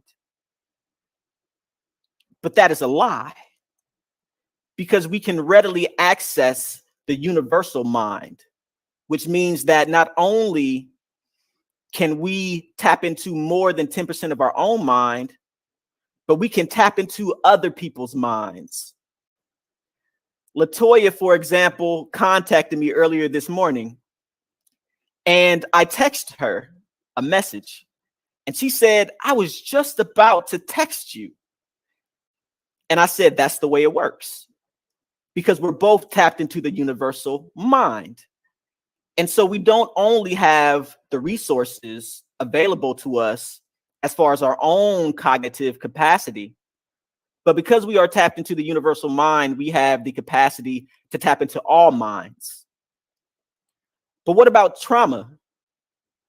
Trauma is something that also stands in the way of our genius. Past traumatic thoughts hijack our own thoughts and take up our capacity, and they take over our emotions so that we cannot focus on creating new things. For example, with your cell phone, which is a computer, if you have a bunch of windows open, your computer is going to run slow. It's not going to have very much capacity for you to integrate new information or for you to create, right? Think about trying to use something like Facebook or Instagram or any one of these social media platforms, or think about you're trying to download something new, like a new app, but the memory on your phone is full. Those full memories in humans are often traumatic memories that we refuse to clean our cache, and we refuse to let those memories go so that we can create new things and that we can create new memories. And so ourselves and our past traumas often stand in the way of our genius. So what is poverty of the mind? I can explain poverty of the mind best by contrasting a homeless person and an infant. How do we perceive both as having value? When we drive down the street, we see a homeless person every day. Maybe we might stop and we might give them $1 or $2. Maybe we might even offer our services in some capacity. But what if that homeless person were an infant that was sitting on the side of the road? Will we just give that infant $1 and keep it moving? Or would we stop and get out of our cars? And would we run across the street, maybe even running across a highway, risking our lives in order to make sure that that infant was okay? What is the difference between an infant and a homeless person? They're both human. It's just an infant that grew up. Are they any less valuable? Is an infant any more valuable than a homeless person? Do they share the same qualities of life? Is the soul of that person the same, whether they're an infant or whether they're homeless? Does their soul become enlarged, or is their soul the same? It's just as significant. In 2013, Infinite 8 conducted a Poverty of the Mind tour where we went to 8 different cities in 8 days, including Omaha, St. Louis, Atlanta, Raleigh-Durham, Charlotte, Washington, D.C., Detroit, and Chicago. And what we did was we did research. We reached out in the middle of the night in dark parks, and we reached out to homeless people, drug dealers. We went to homeless shelters and soup kitchens. We went to refuges for battered women. We went to historically Black colleges and universities. And we networked with people all over the country. And what we found is that poverty is not the greatest ill in our society, but it is poverty of the mind. So in the beginning of this presentation, I discussed how the topic of this presentation forced me to really analyze my own professional experience. I have been a public speaker since the age of 15. So I've been speaking nationally and internationally for 21 years. And here you can see my first book, which was my first attempt at teaching genius. Here you can see that my name is different. At that point in time, my full name was Ian McKell Garrett. And since then, I have dropped my last name. And currently, my first and my last name are Ian McKell. And I don't have officially a middle name. But I wrote this book because when I would speak at different venues, individuals, mostly adults at that point in time, would approach me and they would ask me, after hearing my story, what was different about you? What was it that you did that others did not? Are there more gems where you are from? Or are you the only one? And so coming from the ghetto, coming from deep poverty, coming from a situation where I did not have a father and my mother was on drugs the majority of my life. So I had to figure out a lot of things on my own. And those things that I did figure out, I tried to encapsulate in the pages of this book, hoping that other individuals would be able to resonate with my experience. And this book is readily available on most of the major platforms. But while working, for example, with the Urban League of Nebraska, there were times that I was teaching curriculum. I was teaching creative writing for example, and I was utilizing my book as a curriculum. And I was working with some of the most at-risk youth. Many of my youth had trackers. Many of my youth were in gangs. Many of my youth had been shot at, or had shot other people, or had at least shot back. And so these were the individuals that came from my neighborhood that I was trying to save in some capacity. But what I realized is that these individuals had a hard time reading. And it wasn't because they didn't have the capacity. It was because they had been failed by a subpar 400-year-old educational system. And I didn't have the time within a few weeks or over the course of a summer to make up for a lack of 12 to 13 years of educational attainment. And hundreds of pages in a book was for some of these individuals to get the nut and bolts of what I wanted to communicate to them. And so one day I was teaching a class of young people. And that class of young people, I only had maybe 2 or 3 days with them. It was the shortest time that I ever had to train or work with young people. And so I asked myself, I said, if I never saw these young people again, what is it that I can impart upon them that will ensure that they have the best chance at life? And I researched and I studied geniuses all throughout history. I studied geniuses across cultures and across time.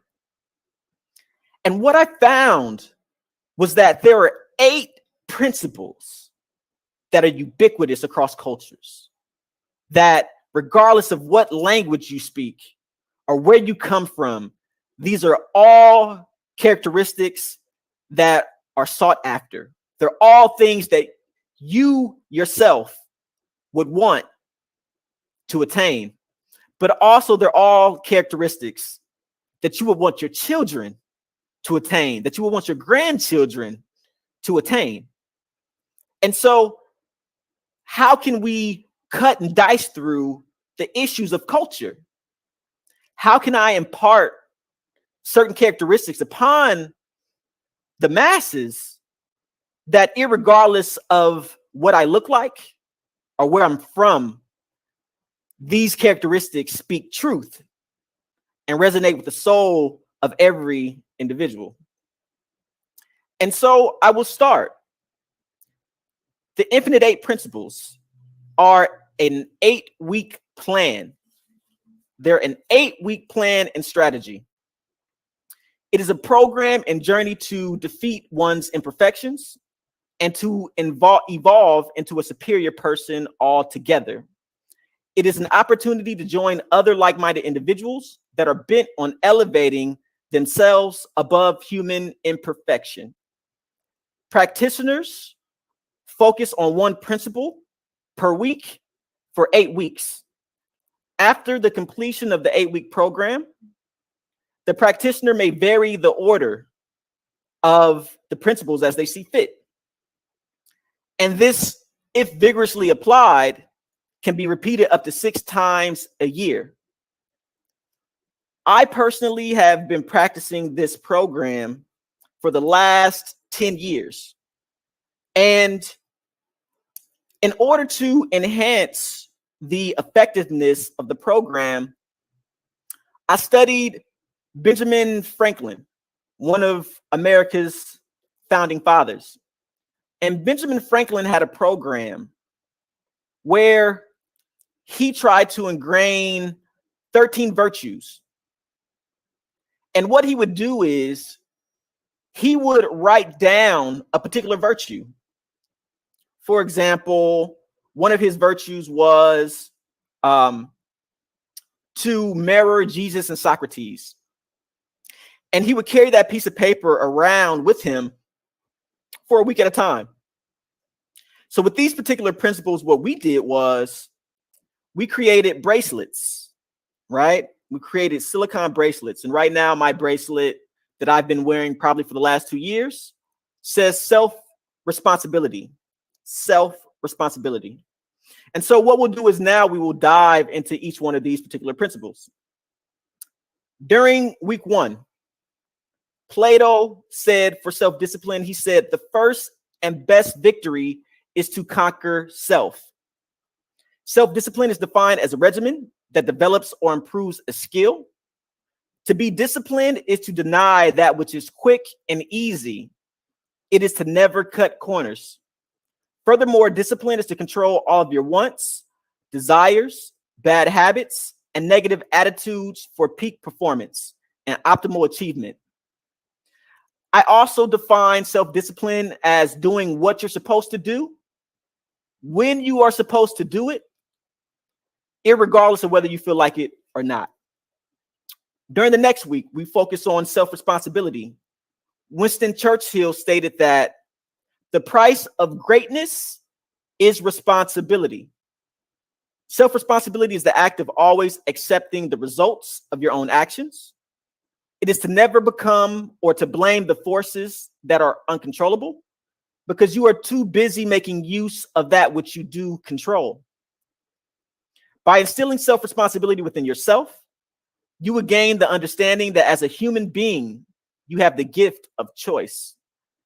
And that with every choice you make, there are a number of potential consequences. With self-responsibility, you are the center of a wheel, and emanating from that center are spokes. And each one of those spokes is a relationship to maybe your teacher, to maybe your children, to your sisters, your brothers. And sometimes those spokes can get rusty. And if those spokes are rusty, then that wheel can disintegrate. That wheel isn't as capable of getting from point A to B. And so it's important to make sure that you take care of yourself as well as those around you, but not to your own detriment. For week 3, Harriet Beecher Stowe said, never give up, for that is just the place and time that the tide will turn. Persistence is the act or fact of persisting. To be persistent is to be appropriately, tactfully, and tastefully aggressive. Persistence is to take advantage of every opportunity. You will be given the ability to deal with disappointment and despair, and learn how to strategically channel your time and energy towards a singular goal in order to achieve a desired result. With persistence, there's something called the law of large numbers. And to encapsulate that theory, imagine that you shoot at a basket with a basketball. You're shooting at a basketball hoop. If you shoot at that basketball hoop enough times, eventually it will go in. But also persistence is understanding that persistence in the wrong direction can also be foolish. Next, we have fearlessness.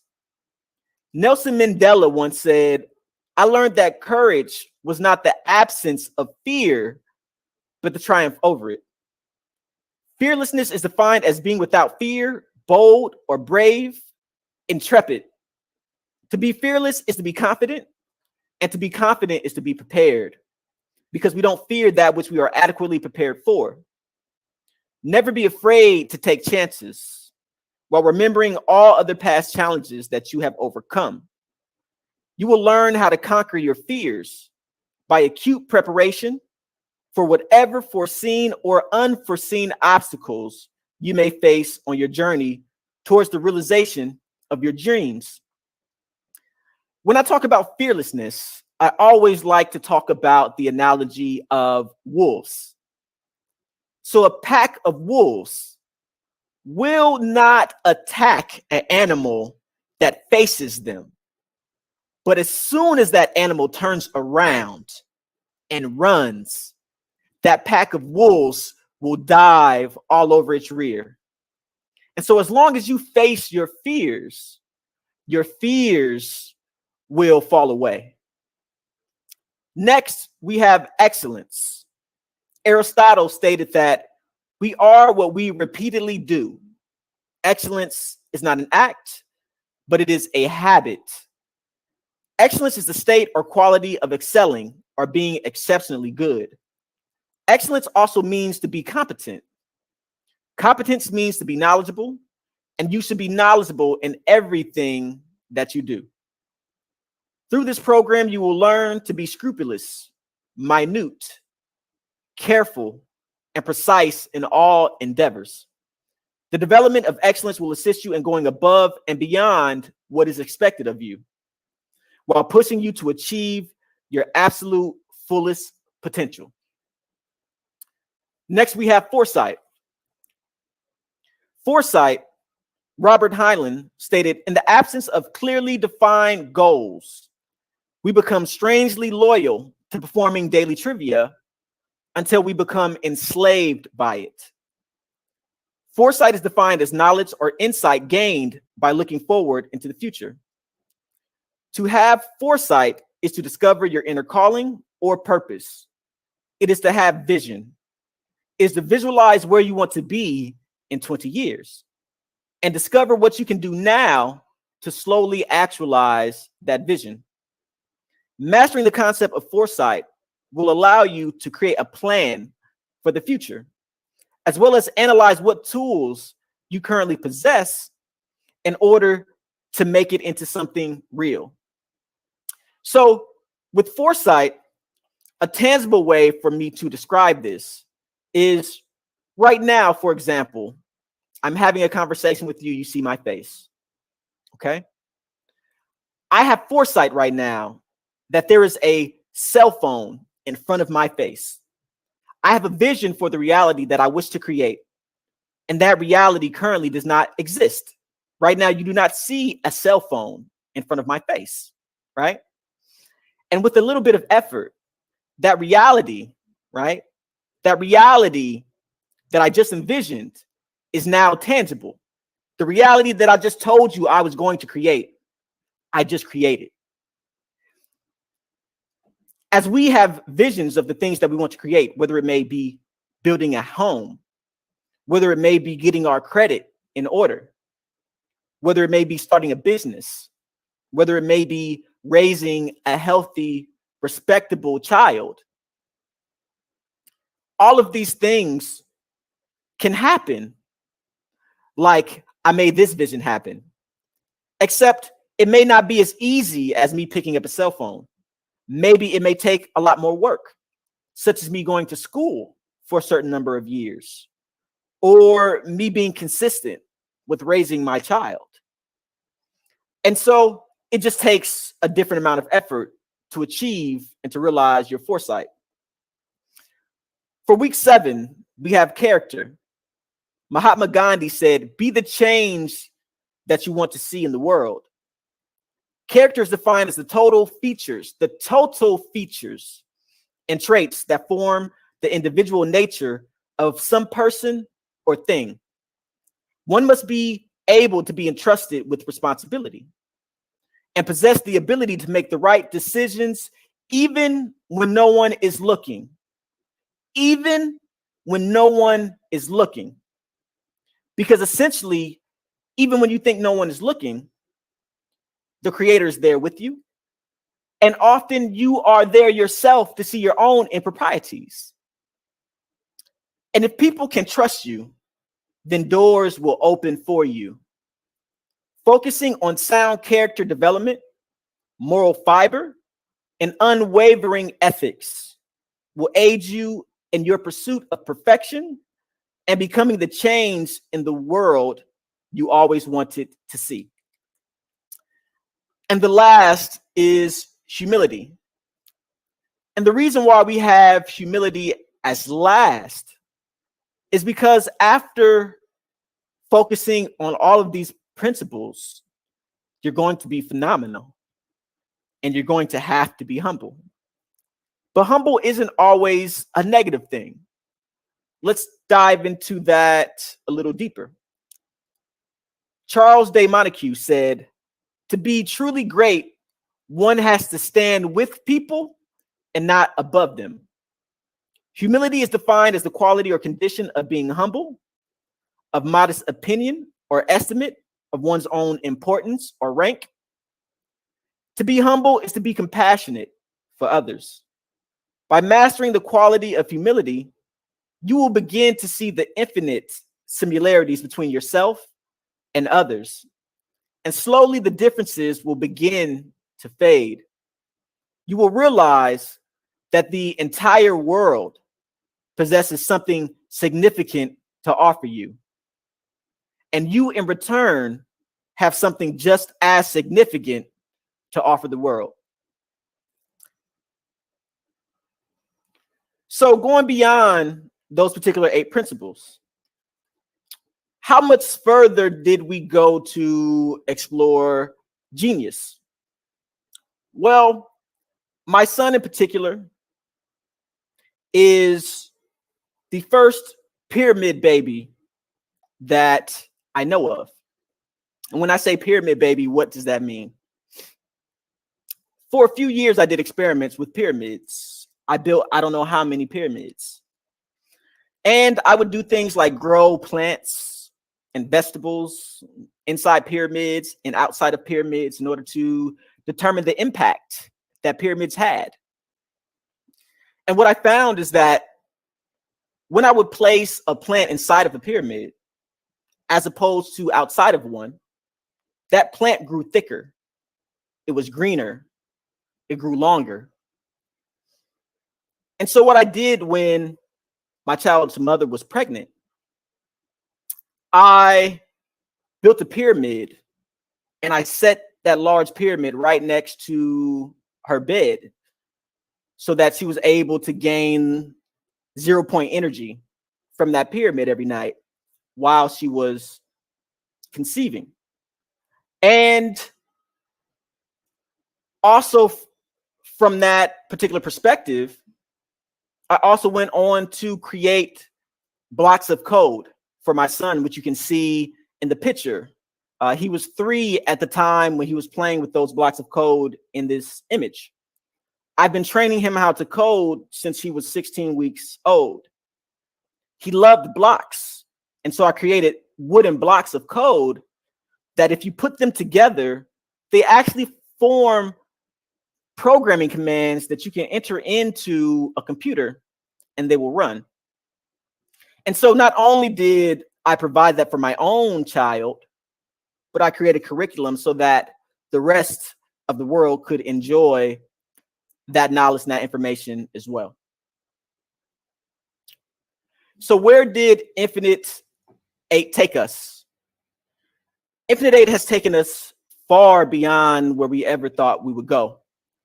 For example, we have a remote breast cancer screening system where with just a selfie, we can screen for breast cancer. Also, we have a metaverse where we call it Infinite City, where we have different real estate plots in the metaverse. We also have our own sister cryptocurrencies, Quantum Coin and Quantum Coin BNB. Additionally, we have an award-winning ecosystem. In 2020, we were named the most innovative boutique technology firm by Corporate Livewire. We're also named the most fundable business, one of the most fundable businesses in America by Pepperdine University. And then also more recently, we're named the best drone R&D company in the United States by Aviation and Aerospace. Currently, we also have an NFT for sale via OpenSea. This is part of our history. This is the first image that we've ever taken of the Infinite 8 principles. And I'll go ahead and drop this link in the chat so that you will be able to access that as well. And finally, if you want to visit us in the metaverse, we welcome your digital tourism. And by following our link, you can readily access our metaverse headquarters. If you would like to get in contact with me, my email is ian@infiniteaideinstitute.com. And I would like to readily thank the Black Business Expo, as well as everyone that's been a part of putting this together.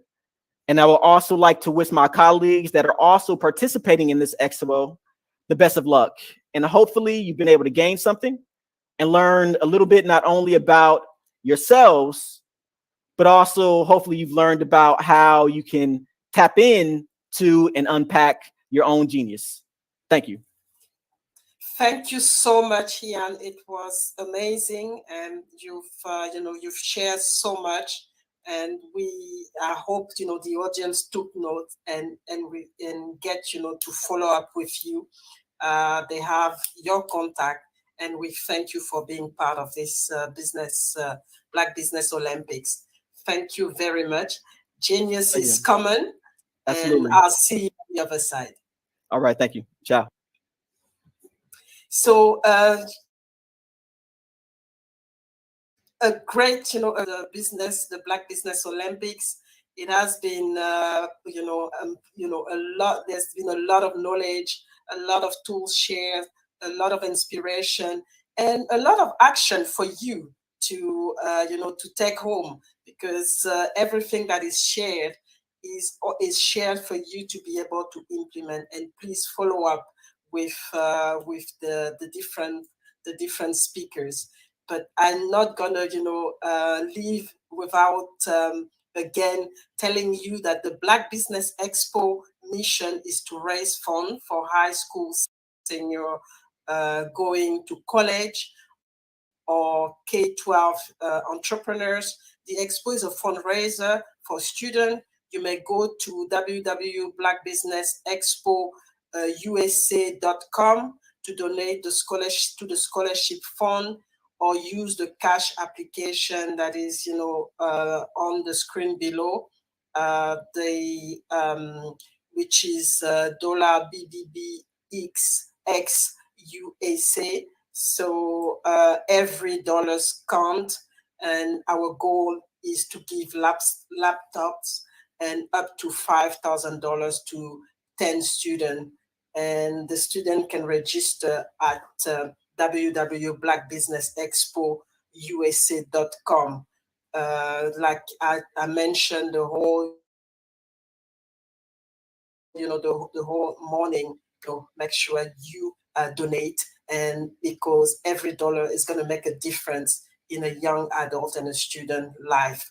So we also want to thank our Black Business Expo USA sponsor for these Olympics, the First Atlantic Insurance Group, Creative Force Studio, First Financial Security, NC 100, Carolinas, Virginia Minority Supplier Development Council, the Breathing Experience, Margie McLean Foundation, NC Living Reality, and Cohesive Counseling Associates, Get a Work the Trans Supplements, Leave Shackle Free, WBNC Break, Chain Radio, Nubia Media, 259 Mobile Media, Black House Media Group, 5-Star BDM LLC, Black Multiverse Enterprise, Technical Consulting, Kafun Consulting Group, Lotus Rocher Ignite, Uniquely Different Enterprise, Career Communication, STEM City USA, Artistic Application App Design, I Define TV, The Entertainment, Genius is Common, and Black Business Expo USA. Again, my name is Mireille Tulekima, Australia. So for me, it has been a great evening, and I hope you've had, like I said, you gained a lot from this Olympics, for this session. I have enjoyed my time serving as your moderator. We will see you back here tomorrow for more great speakers sharing their greatness with the world. and I invite others to share share this historical experience. So don't hesitate to share this knowledge in your network and with the people that come, of a business owner in your community. So remember, genius is common, and I'll see you on the other side.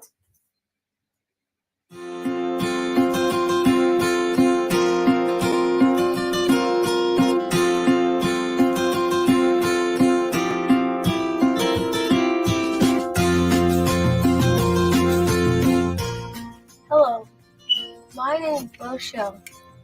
I am 11 years old, and my genius is entrepreneurship, and my genius is comedy.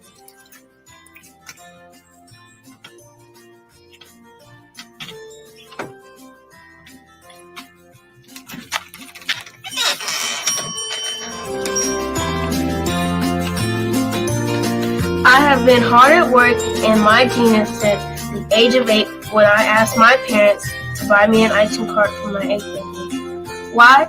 Because I love ice cream, and I knew that 99.9% of the world loves ice cream too.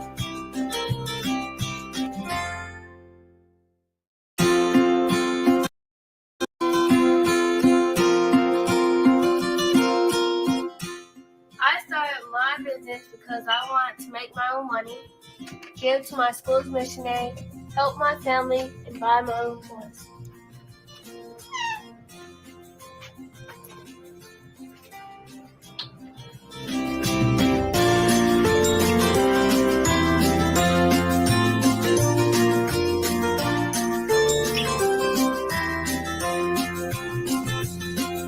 While working in my genius, I have learned a lot about business and what it takes to be successful. I quickly learned that hard work, determination, and perseverance are the standard qualities you need to succeed.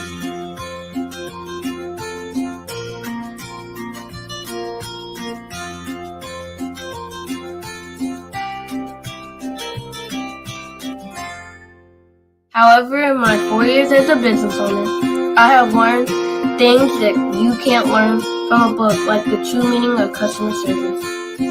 Great customer service is how you sincerely say thank you to each person who spends their money with you.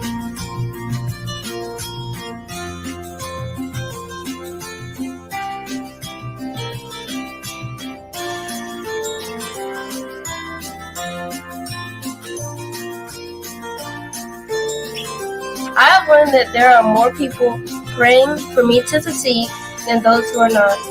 I have learned that people are always watching and are expecting great things from me.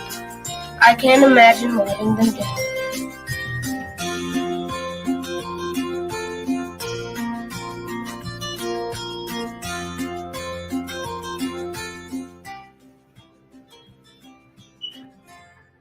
I have learned that I must lift as I rise, and that I must be my brother's keeper.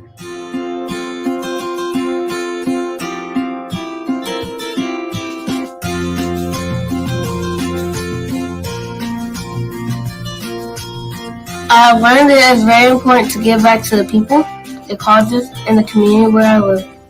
I have also learned that once I become a billionaire, I will be well on my way to becoming a billionaire and to changing the world by providing jobs and opportunities to others.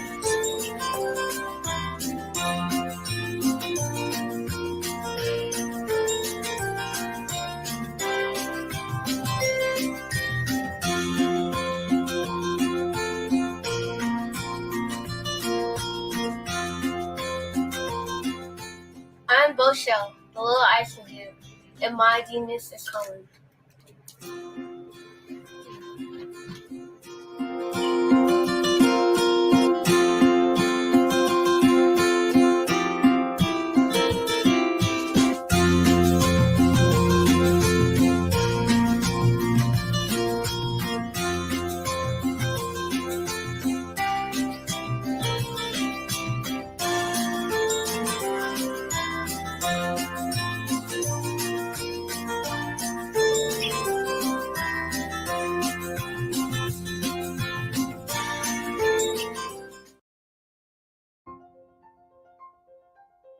What if you could build your own city?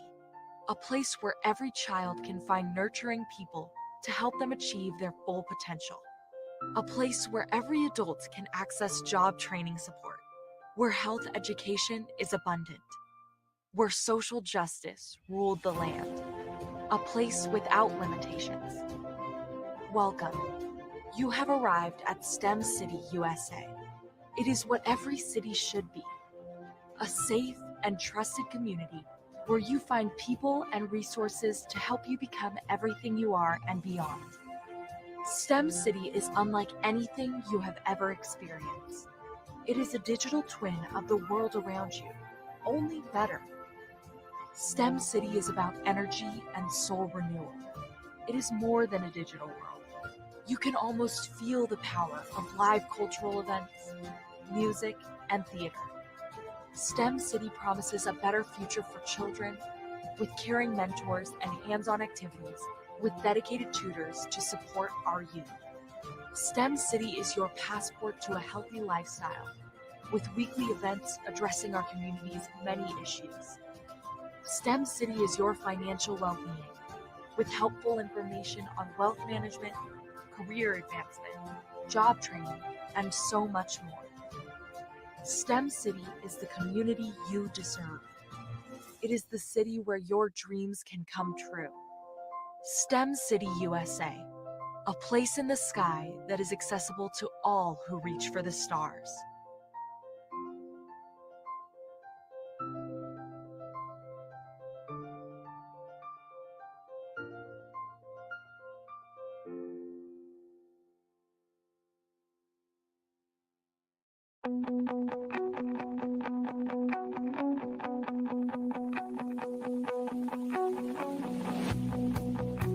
I am Black business. From the moment I wake until the time I sleep. Yes, I am Black business. I am Black business. Tell me, are you Black business? I am Black business. Do you support Black businesses? Listen, I support Black business because I am Black business.